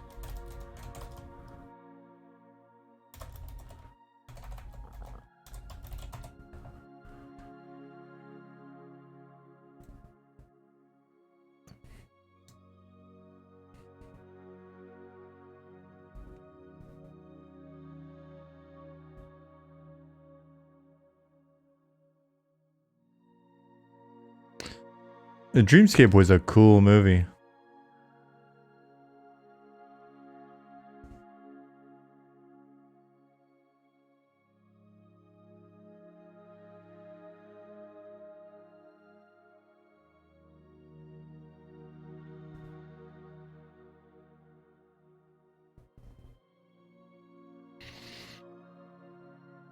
He had a look that was built to be the bad guy. Yeah, for sure. I wonder if they wrote that scene, like when he was clicking the bottles together and doing the thing that you just did, John. I wonder if they wrote that for him or if he just like freestyled that.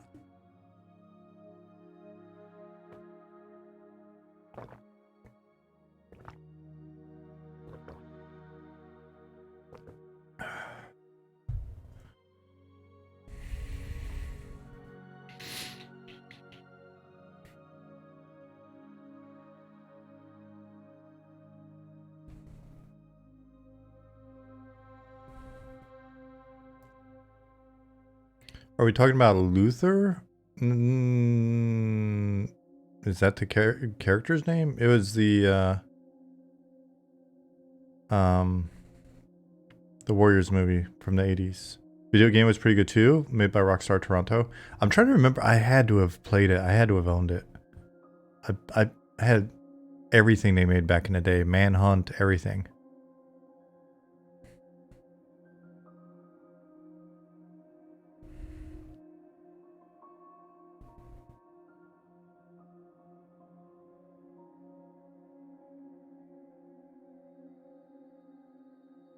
That was his name, David Kelly.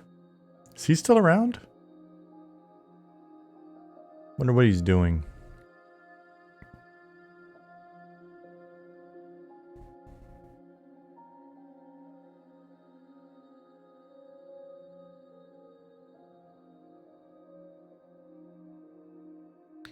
So to quote David Kelly, Walter gives me credit for that. I found the bottles, but he says I did it all. It wasn't in a script. I'll take credit for the bottles and how I said it, but I remember him kicking in the lines.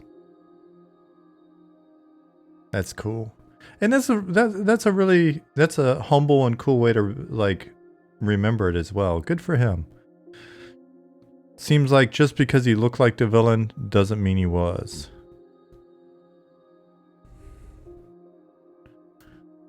And let's see. Oh, nice.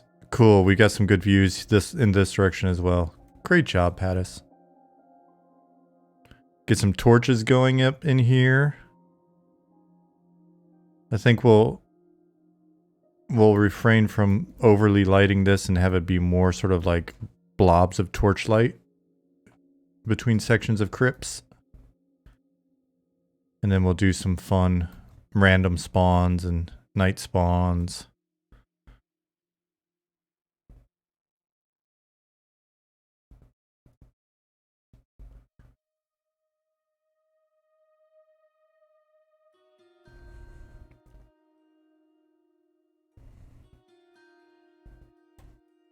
Where do you plan for the zone line to be?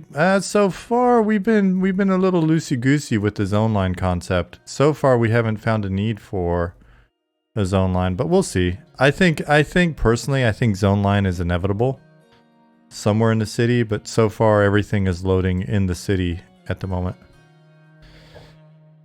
Which will be very apparent during a stress test when Nick inevitably aggroes everything in the zone and you got like 600 NPCs coming at you.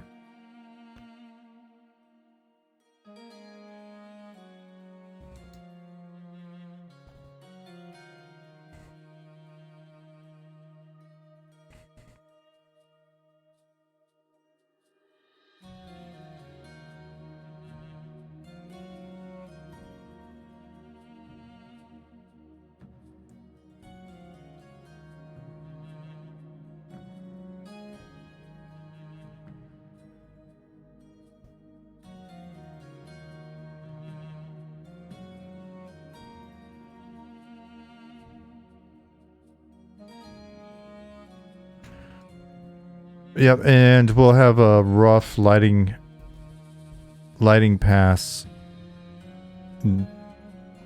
throughout the city as well, so that'll be cool.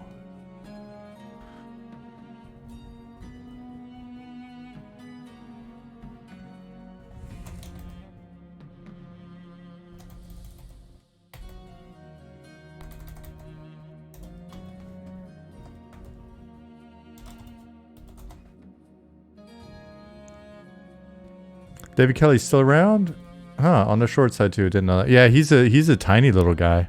I think you see it in some movie. I forget which one it was, but he's like being manhandled by somebody and you can tell.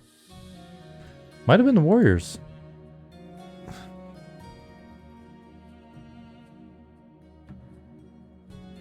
Will you have a zone like Kithcore with high-level mobs at night? Aramisk989 says, we've already got some of that going on. I can show you in a minute. I'll zone over to another zone. We do that type of day-night interaction with a number of spawns. We don't have a single zone that does it at the moment, but it's something that we're already building into our various populations. Including in here. There's a naval yard over the center of my screen. That dome, right near the dome, there's a naval yard there. And sailors are loading stuff on the ships and stuff during the day. And then they go away at night. Some of them will be traveling over to the taverns. But they go away at night, and then you've just got watchmen that are patrolling the harbor. We've got a stage. Let me see. absolutely can't see it from here. In the night market, we've got a stage that's empty during the day because it's so hot. And then at night, the audience gathers up and performers show themselves. Who watches The Watchmen? Oh, that's a good question.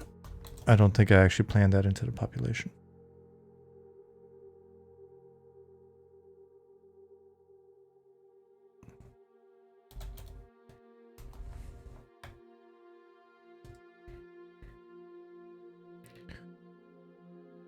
Whether it's on purpose or not, having this vantage point here where the player can see to see is a fantastic idea. Oh no, we've planned vantage points throughout the zone for that reason. We're very into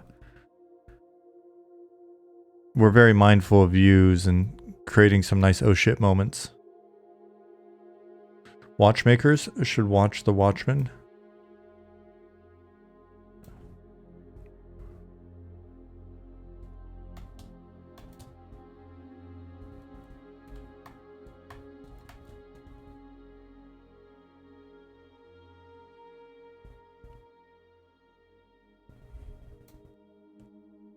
I'm curious to see what the view's like when the sun's coming up from here.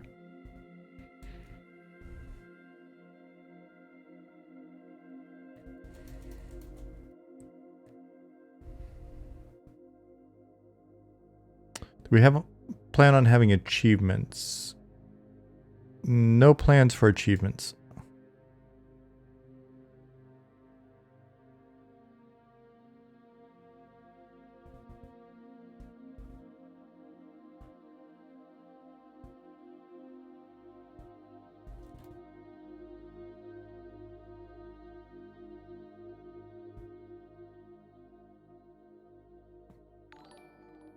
Meat Engine, thank you for the follow.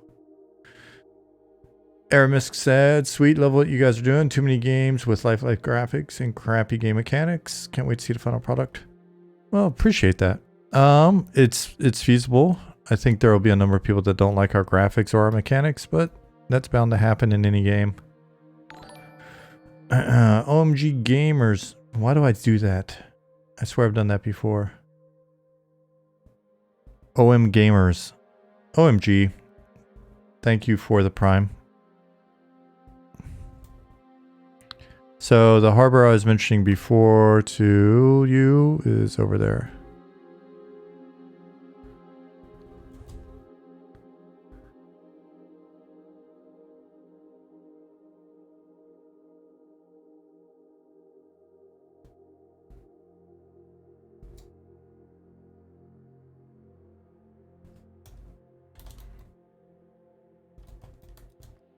Who are the statues of? Gifrey and Yum, two gods. First time subber, long time listener. Well, I appreciate it.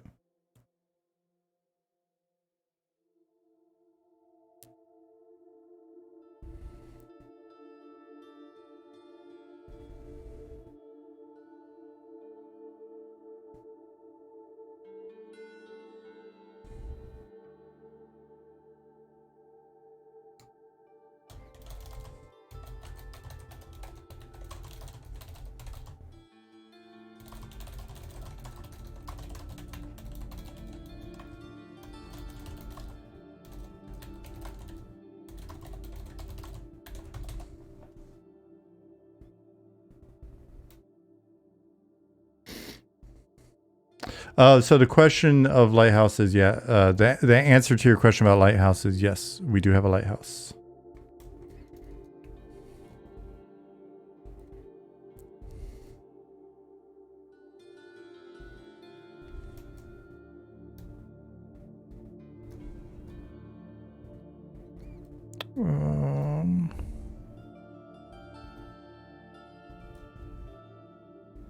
With the functioning lights, I don't know if it's lit yet, but I wouldn't put it past us to eventually have something fun going on with that light.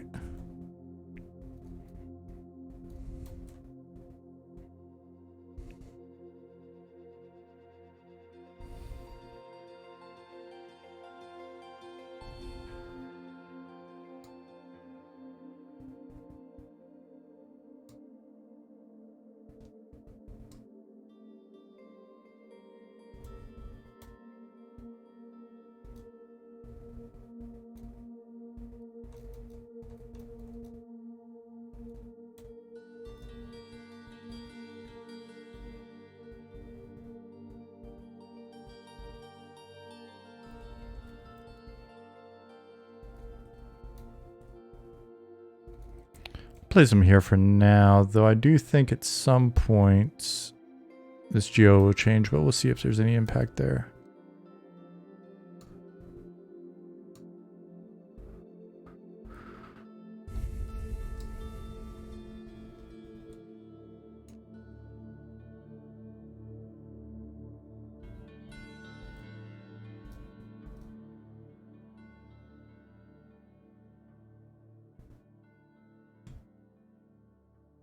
All right, so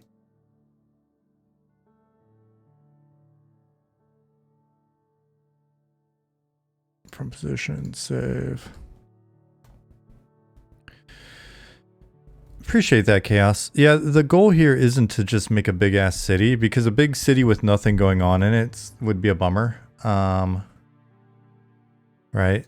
We really want it to be pretty densely packed with content. So the effect ultimately is one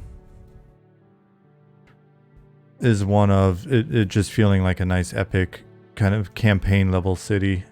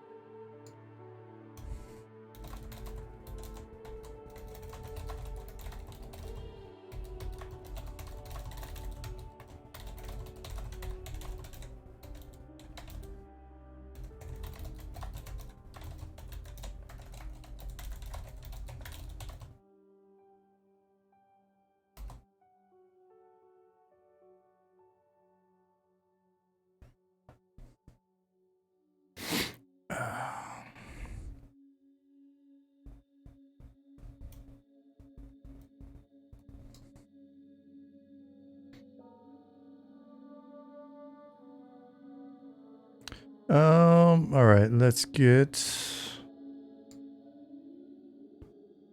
this guy finished up.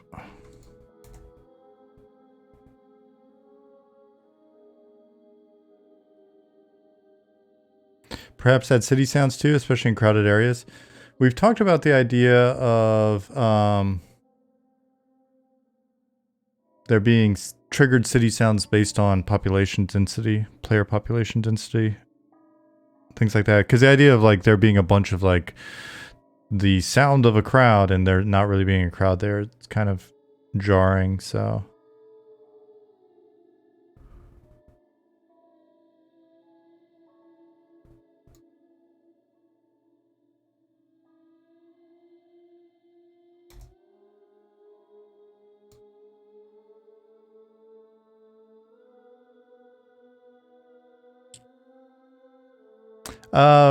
I think Final Fantasy 14 does that. The sort of different, like the dynamic level of ambience determined by player population.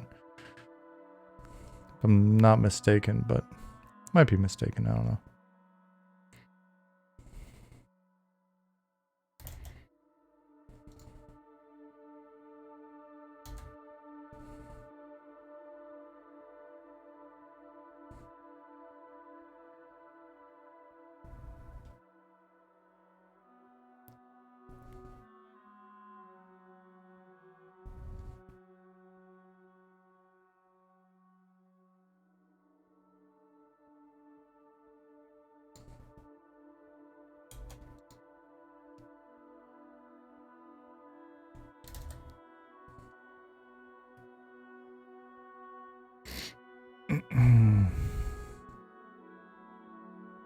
Oh man. It's 420 Germany. You know what that means? It means I'm going to stream for another 40 minutes.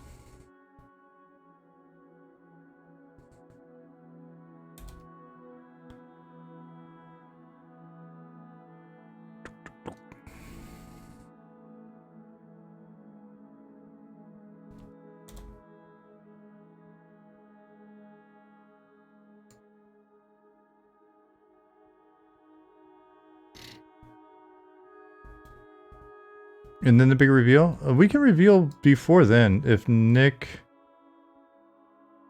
takes a look at the Discord channel and finds that there's nothing weird about it or whatever, then we can put it live.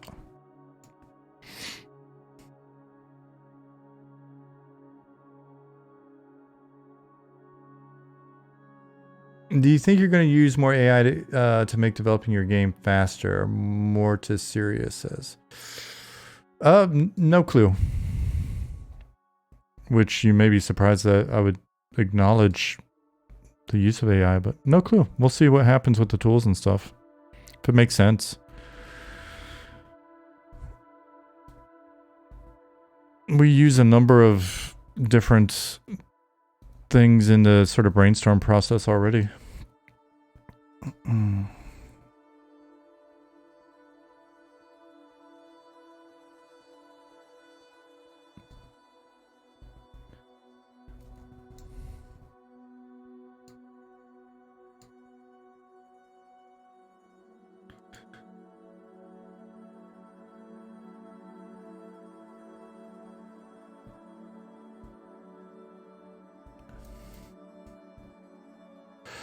OM Gamer says, I have a question. When you heard about EverQuest Next, what were your thoughts? I thought emergent AI was cool. Concept in destructible and buildable world was unique.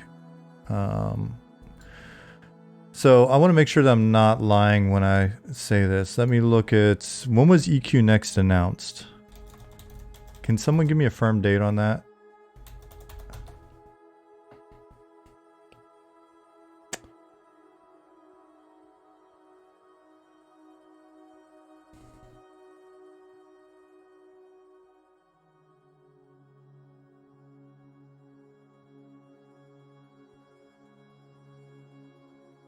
It was canceled in 2016. But when was it announced? At PAX East 2013. Okay. So my no bullshit, hey Hobgoblin, my no bullshit sort of thought on it when I saw it was I think I checked to see who was on it. And there are some talented people that I really respect working on the project. So I don't think I was super aware of it, honestly, until like 2014, 2015.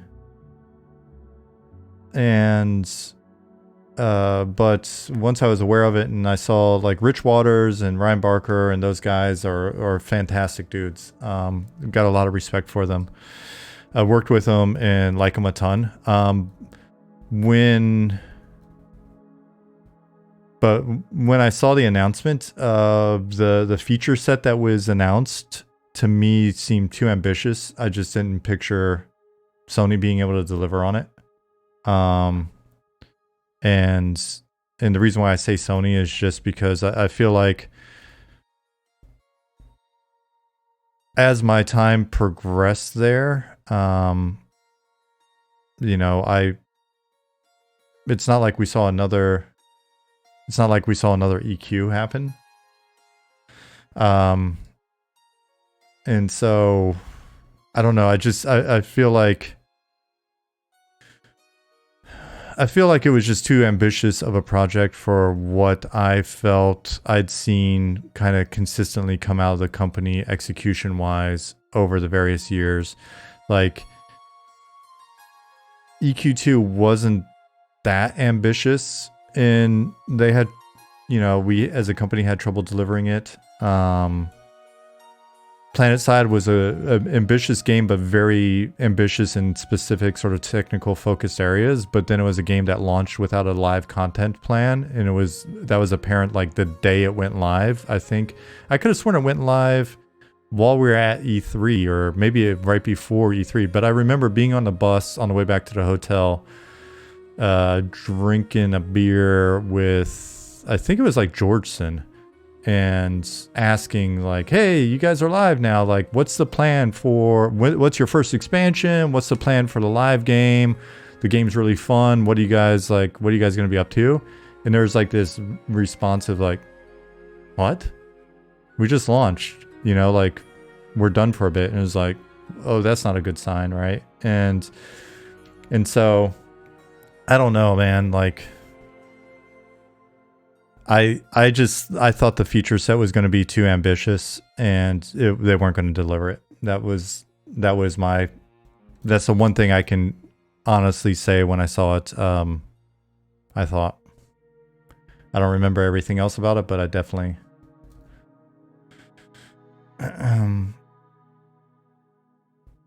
EverQuest single player voxel game would be cool. I think EverQuest multiplayer voxel game would be cool as well, but it just felt like there weren't obvious constraints in place for how they were going to manage that. I know Sony had been chasing a Minecraft for quite a while. I think discussion of how do we make a Sony Minecraft came up as early as, well, I mean, as soon as Minecraft became a thing, I guess, but I could have sworn there was discussions along those lines even back as far as when Free Realms was being discussed. But if they had just made a new EQ without the voxels, I think it would have been great. I mean, by constraint, it's just, I mean, if they would say that the voxels were mainly going to be used in this section of the world for player housing, or there are going to be certain areas that where that was going to be a thing, and in other areas where it wasn't going to be utilized at all, you know, then that becomes like but why make EverQuest Next or EverQuest 3 or whatever it was supposed to be? Why even include voxels? It makes it a different game. Why not make something that feels more akin to like Evercraft? Speaking of which you can find here, right? Like, or why not make something dedicated to the voxel part of things, and then work that out, mitigate all of those risks, get the team ramped up, have something that's potentially producing a profit, and then, you know, think about what you want to do with the IP in terms of like there being another EQ. I could see it being a part of the EverQuest franchise, but I don't know why you needed to combine that. The pluses that the team had going for it, to the best of my knowledge, I'd have to go back through the old interviews and see what like Ryan and the other guys say about it. But they had a team that knew each other and have delivered good shit in the past. So that's one challenge aside, but yeah, I just, and then later on, you know, and I don't mean this to sound as, yeah, you know what, I'm not even going to say it. I'll just say I wasn't super optimistic when I saw it.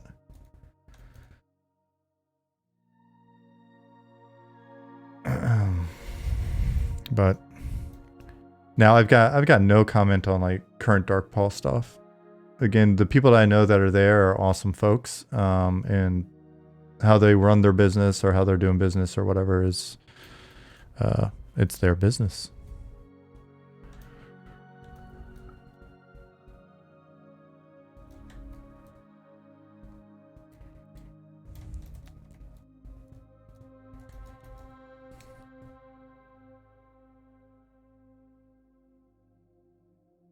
Meat Engine said, I think constraints tend to enable creative design choices. Too much goes wrong across many domains trying to make something for everyone. And like I agree, but it's not even just the like who are you making it for? It's what are the constraints that are going to ensure that we don't get too sidetracked to just not deliver. Hey, Dabadoo. Dabado. You're saying the most that you can possibly can by working on this project and engage with your extremely excited community. Well, I appreciate your understanding. Because the team will benefit from constraints as well. Yeah, I try to explain it. Hey, Monty. I try to explain it like when I was part of DC Universe. If I were to describe that the challenges that we had there, think about it like this. We were building a team from scratch, which it takes longer for a team to get together and actually like gel and be able to work together well than people realize. So it was a brand new team built from scratch. Only a couple of us had worked together before. Working in a brand new engine. It was one of 2 MMOs at the time that was going to be using Unreal 3 instead of 2.5. It was the development of the engine was being coordinated between Epic and our Seattle studio and a central technology group that was going to make a reusable MMO engine. We were doing an action-based, multi-platform, physics-based, superhero MMORPG. Right? Just those variables together made it an extremely challenging project. And so it taught me like how hard it is to get the team together and functioning together and like actually working as a team in the first place. And then, is it a technology project? What's the priority for the project? Is it proving out this engine and building an MMO engine?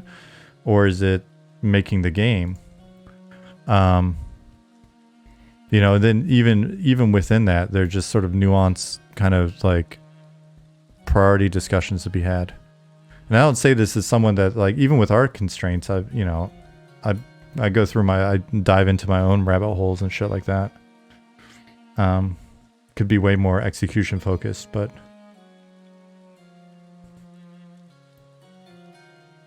you know, going back to the stuff that we were talking about earlier in the stream, Brown Butcher and Justin, you know, do we need to have these opportunities for people that really want to focus on crafting and be a part of the world and be merchants and stuff like that? Do we need to have that? Or should we make the constraint of it's just a game about killing shit and taking its stuff and getting more powerful and killing bigger shit, right? Like the latter allows us to deliver more quickly, right? And it's a bit more known for us at least. But the former is something that we feel is just kind of important and worth the effort. And then it's kind of up to us to see, all right, are we going too far sideways? Are we going down the wrong rabbit hole on that stuff? Do we need to pull ourselves back? Same thing with ginormous ass city, right? We could have just made a city 1/10 the size and move on, but there's stuff that we're wanting to try here. So like I said, I can't act like I'm some avatar of, you know, practicality, constraint, and execution. Though in my younger years, I used to believe that I was. But maybe I'm just older and wiser now to realize that that was bullshit.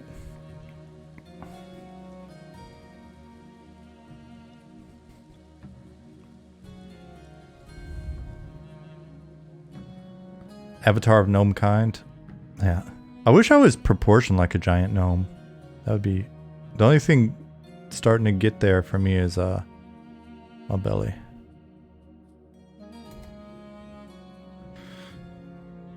Go to create a click.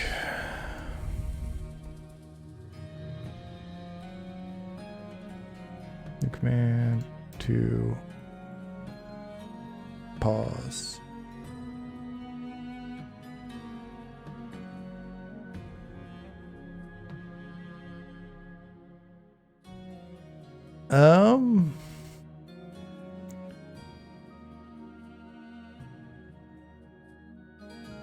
EQ2 had a great housing system. It did. I mean, EQ2's housing system and their trade skills were really good. And I liked their collection system. I liked the sparklies. There are a number of things that they did really well there. It was a fun game when it came out. It just wasn't WoW.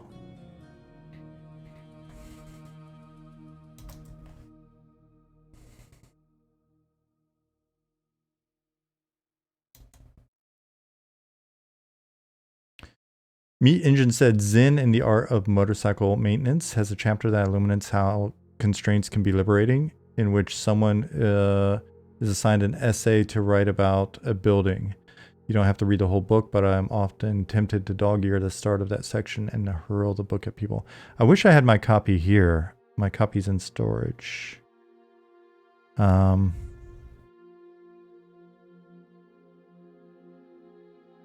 Wait a second. Does this even make sense? It does. Okay. It's like, what is he even looking at over there? Newbie yard.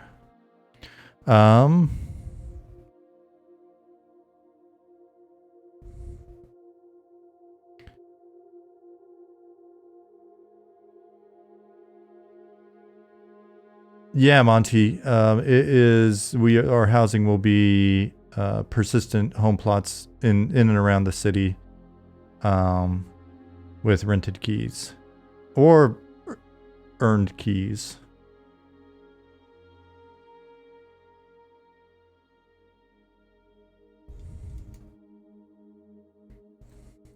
Hey, Chaos.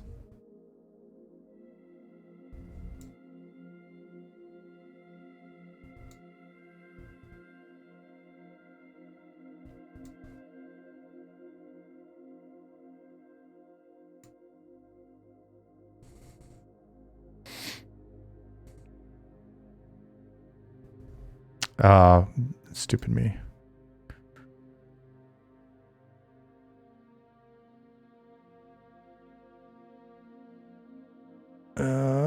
Get position, save. Okay, so before we go too much farther here, let me unlock the playtest info page in Discord.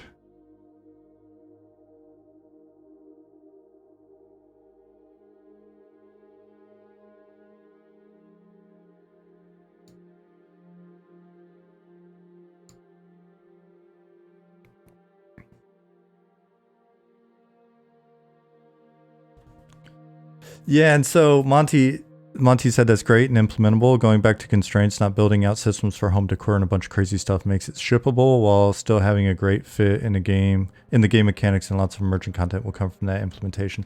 And we can expand those systems later, but the core to what we need to ship is actually building it into the city, right? So it's not tacked on after the fact. And so I think the idea would be, or is, to just get it in, get the base implementation in, and then later on as part of the live game, we can improve the, the management of it or the customization and all that other stuff, especially if we find that there's a demand there and people are actually using it. So if you're a part of our Discord, I've added a new channel. It's M&M Playtest Info. The idea is not everyone will have a house, and that's okay. Yep. It is. And we'll look at those folks that want to, they're more casual and they want to be a part of the world and, maybe find ways to present opportunities where if somebody's really, they're not adventuring all the time, so they don't have all the cash or whatever, but they're really hardcore trade skiller and they prove themselves to the trade skill guild or city or whatever. Maybe there's some opportunities for that type of stuff. Nick has linked the playtest info channel, so please take a look at that.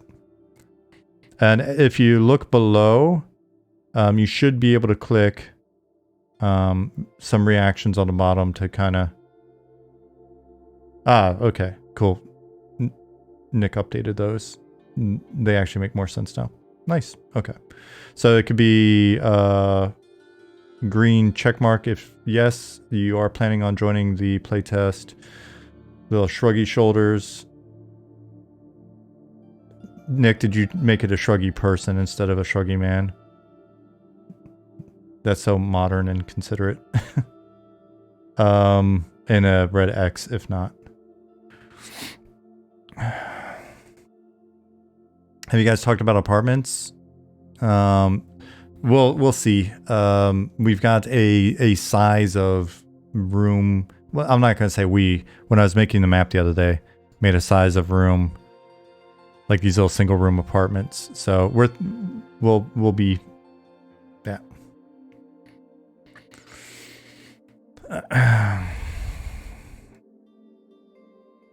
You cannot sublet.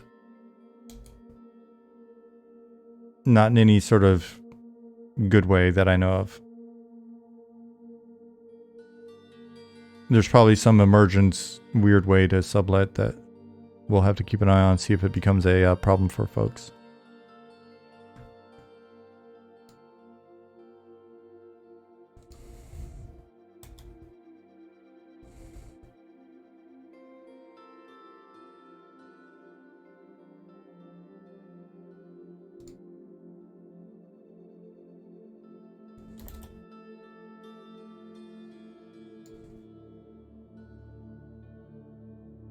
I think one of the things that made UO fun were the rares that could drop from monsters and chests, and you would arrange them in your house. Yeah, that's an easy enough one for us, right?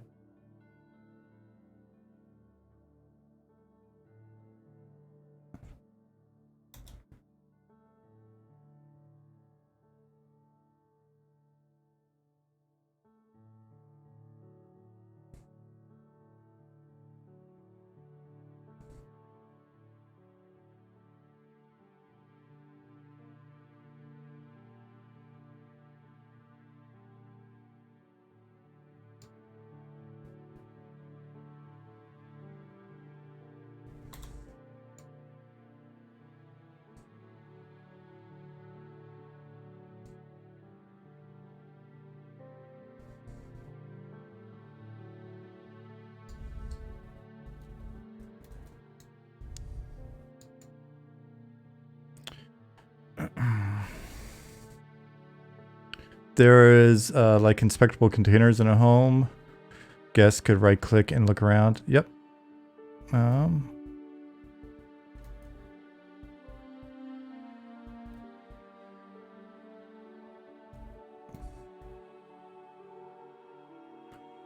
What else is being said? Aerolith, Neverwinter Nights, player-made MMO, had an interesting housing system similar to this. Could make copies of your key for your friend, upgrade the lock to prevent rogues from lockpicking and stealing stuff. Oh, cool, Kimmery. Signable guest books? That shouldn't be hard. Let's see. Meat Engine said, I loved building out my home, and the sink in Fallout New Vegas is a place for my stuff. Yeah, I'm very curious to see how much that actually appeals to folks.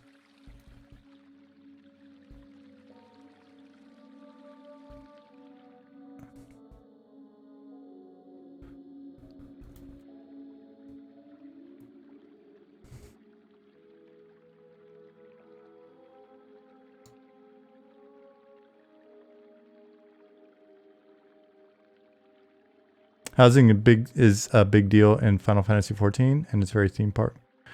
Yeah, like I said, I'm very, very curious to see who winds up actually using it and how much they like it. Yeah, so just one more time, if you didn't see the link up there before, I'll copy it from Nick. Nick posted a link. This should take you to the new Discord channel. And that gives you the info on the actual, the player, what am I saying? The public stress test. So here, I will read it out to you so that you've got it here as well. But you should definitely check out the channel, and then click at the bottom, click one of the emotes there so that we can start to get a feel for who actually is planning on showing up for it. If it winds up being like 50 of you, then, well, it's not going to be much of a stress test, but it will be good information. Do we have any econ majors on our team? I'm pretty sure Ollie's actual college degree is in economics.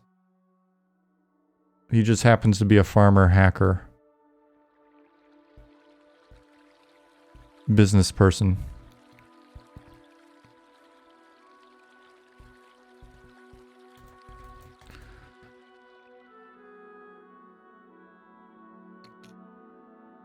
A farmer hacker? A facker? He is a facker, yeah.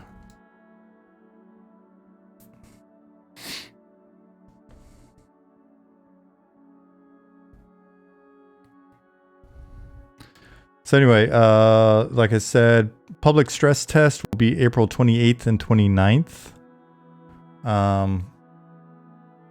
If we decide to do it 29th, 30th for some reason, we'll let you know. But it's that weekend, Friday and Saturday, April 28th, 29th. It will consist of 2 4-hour sessions, one each day, with the possibility for them to run longer than 4 hours if everything goes well and we're awake and all of that. If we don't die of stress. The focus of these 2 sessions is technical stability at scale. This includes everything from download and installation through in-game network in-game network and server performance. Data derived from this test will enable future tests that focus on gameplay in general, other specific facets of the game. This stress test will allow us to gauge, I should probably edit that, to gauge where we're at in the development and plan for future sessions. So if everything goes really, really well, then we're able to do more things like pop-up tests the way that EverQuest Online did this last weekend and stuff like that. So, or hey, during a stream, everybody log in really quick. And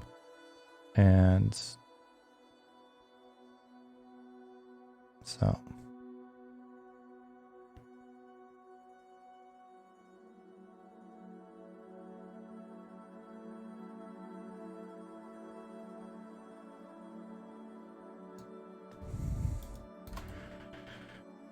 And just, you know, again, keep in mind where we're at in development. Those of you that are frequent guests of the stream here, if you've invited your guilds or you got your friends or you're talking about this with other Discord channels and stuff, just be sure to remind them of the fact that we're very early in development. This is not an alpha test or a pre-alpha test or a beta test or anything like that. And we'll post some expectations, but for you to have going into it. But essentially, this is us letting you come in and check out the game while we learn a little bit about where we're at on the tech front, very early up in development.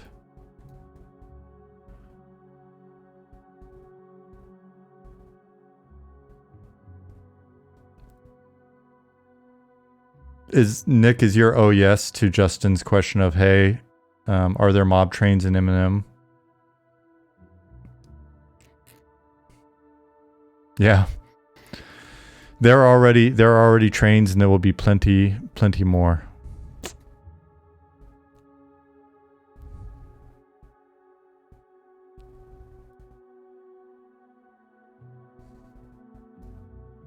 When you click the Discord link, it says there are no channels and comes up blank. Cambam?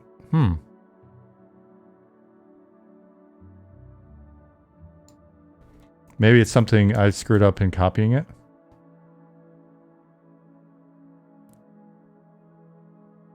Make sure you are in the Discord server first. Are you in our Discord server?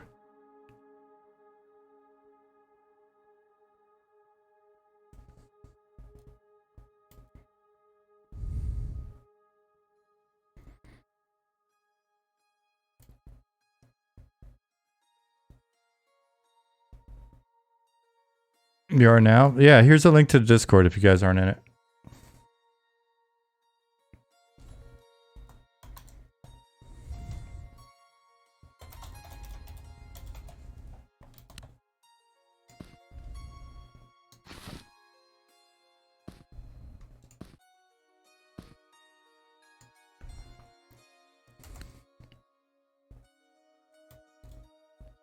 What is this dead end here?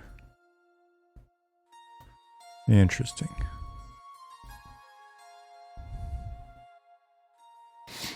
Brown Butcher, hit us up on Discord.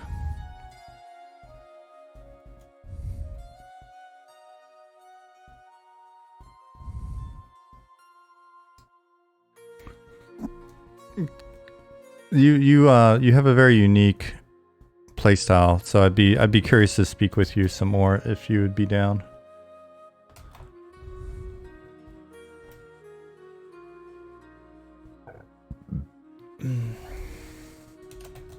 Yeah, my Discord is different than Eminem's Discord. My Discord's for talking about random stuff and garden picks later on.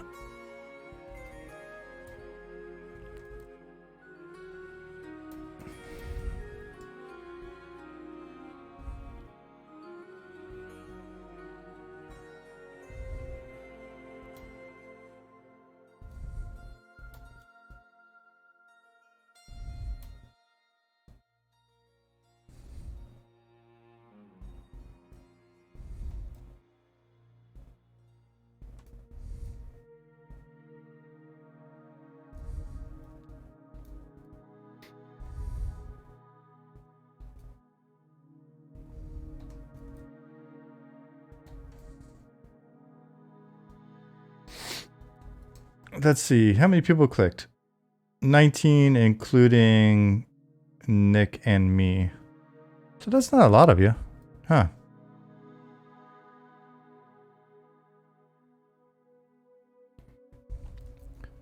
Figured there'd be more of you clicking, but I guess we'll see.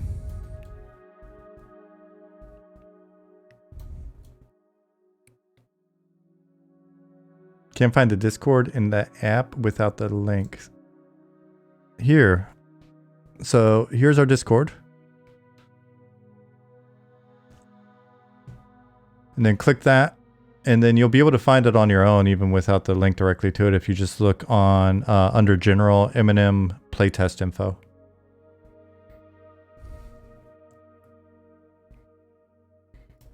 Maybe do a ping everyone on it in general.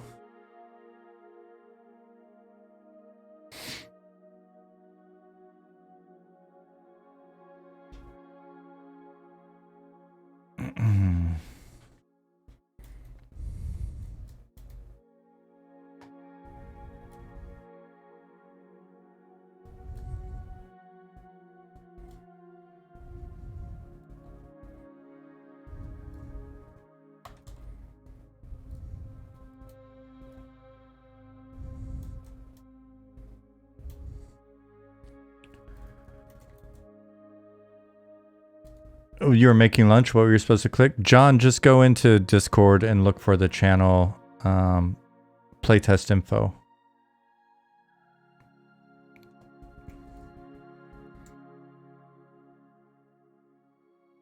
But Serbius, that's not a bad idea. Nick or I or somebody may fire that off sometime later.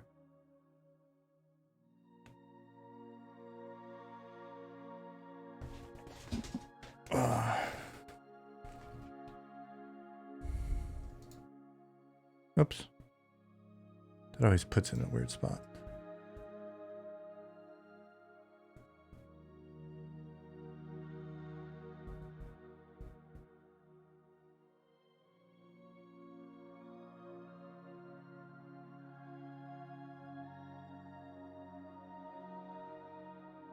You clicked the yes mark? Cool.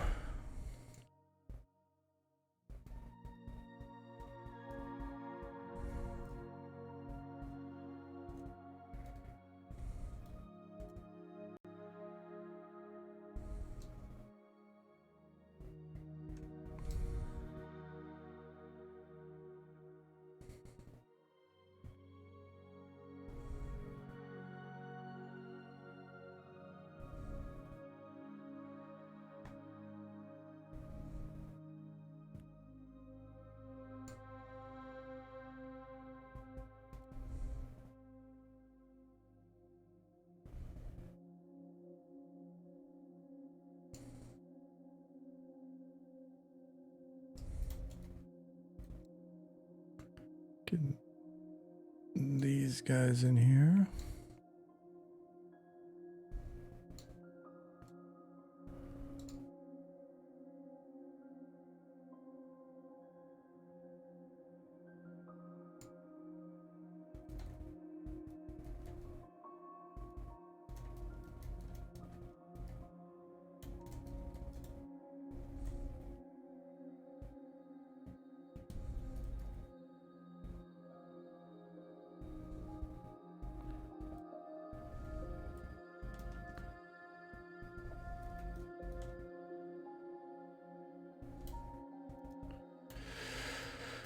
All right.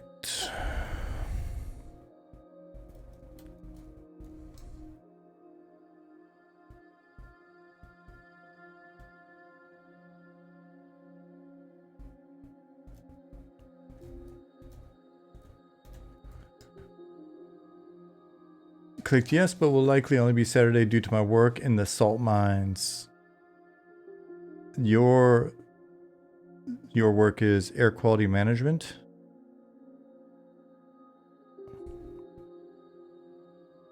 Is that actually your job, or am I just inferring that?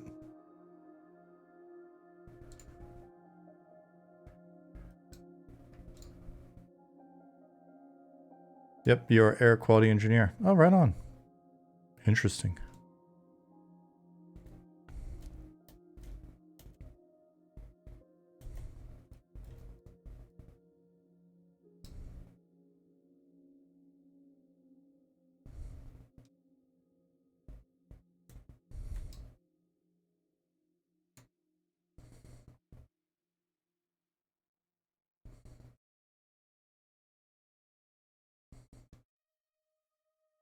Switch this around.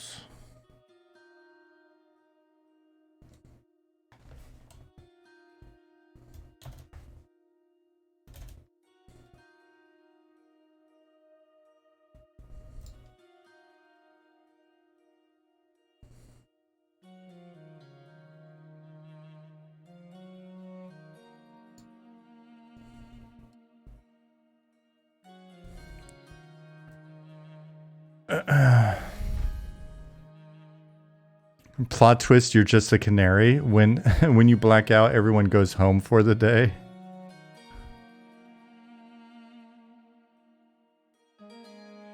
That is brilliant.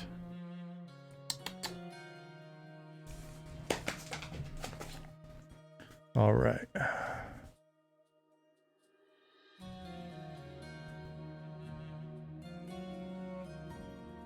What's up, buddy?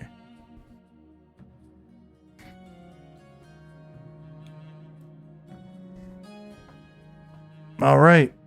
It is 4:59. The dog, Mr. Rune here, has let me know that it's about time for him to go pee.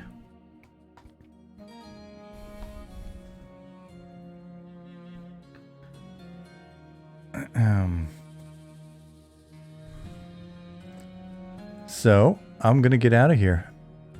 Brown Butcher. Yeah, thanks for giving me the background and stuff. It's very cool to hear about your playstyle. Like I said, hit me up in Discord, Brown Butcher. I'd be curious to ask you more questions. Monty, he is a cutie. John, see you. Monty, see you. MMO Pug, you're very welcome. See ya. Chat Solo, have a good one yourself. See you, Kimmery. Looking forward to the test. Yep, looking forward to the test and your vacation. How about that? You got a lot ahead of you. Justin Beard, see you in Discord, buddy. Have fun with the website. Biggs, see ya. Thadvic, take care. Aramisk, likewise. Later Chaos, Cam Bam, Ishivatari, Choose. See you, Chad, the Alpha Male. Jamazar, you have a good day.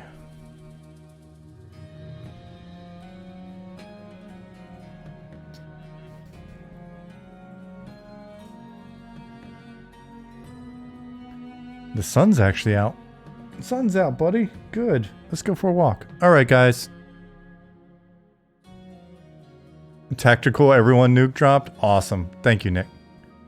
Esan. See you, brother, man. I'm going to go ahead and get out of here, walk the dog, and then I'm going to keep an eye on Discord and see how many people click the button. Man, you are shedding like a beast, Rune. Oh, my goodness. All right. See everybody on Thursday.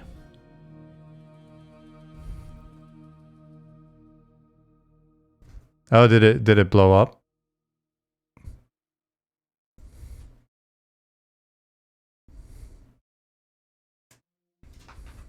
Cool. Nice message, Nick. Good stuff. Good stuff. Yeah, it did blow up. 75. Man, 76.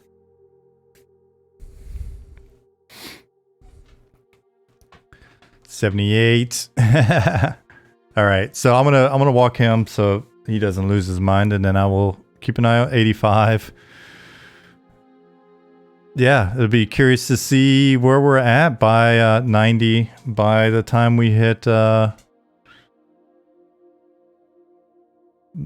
Thursday's stream. Yeah, and so in all reality, I know I said I was leaving, but in all reality, this is one of those things where you know, we can use this to get a good feel, because we really do need to find out kind of what we're in for with regards to, you know, if it winds up being, at this point, it could easily be a couple hundred people.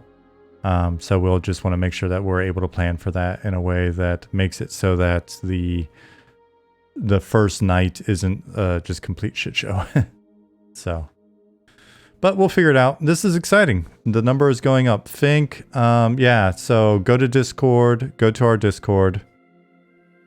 And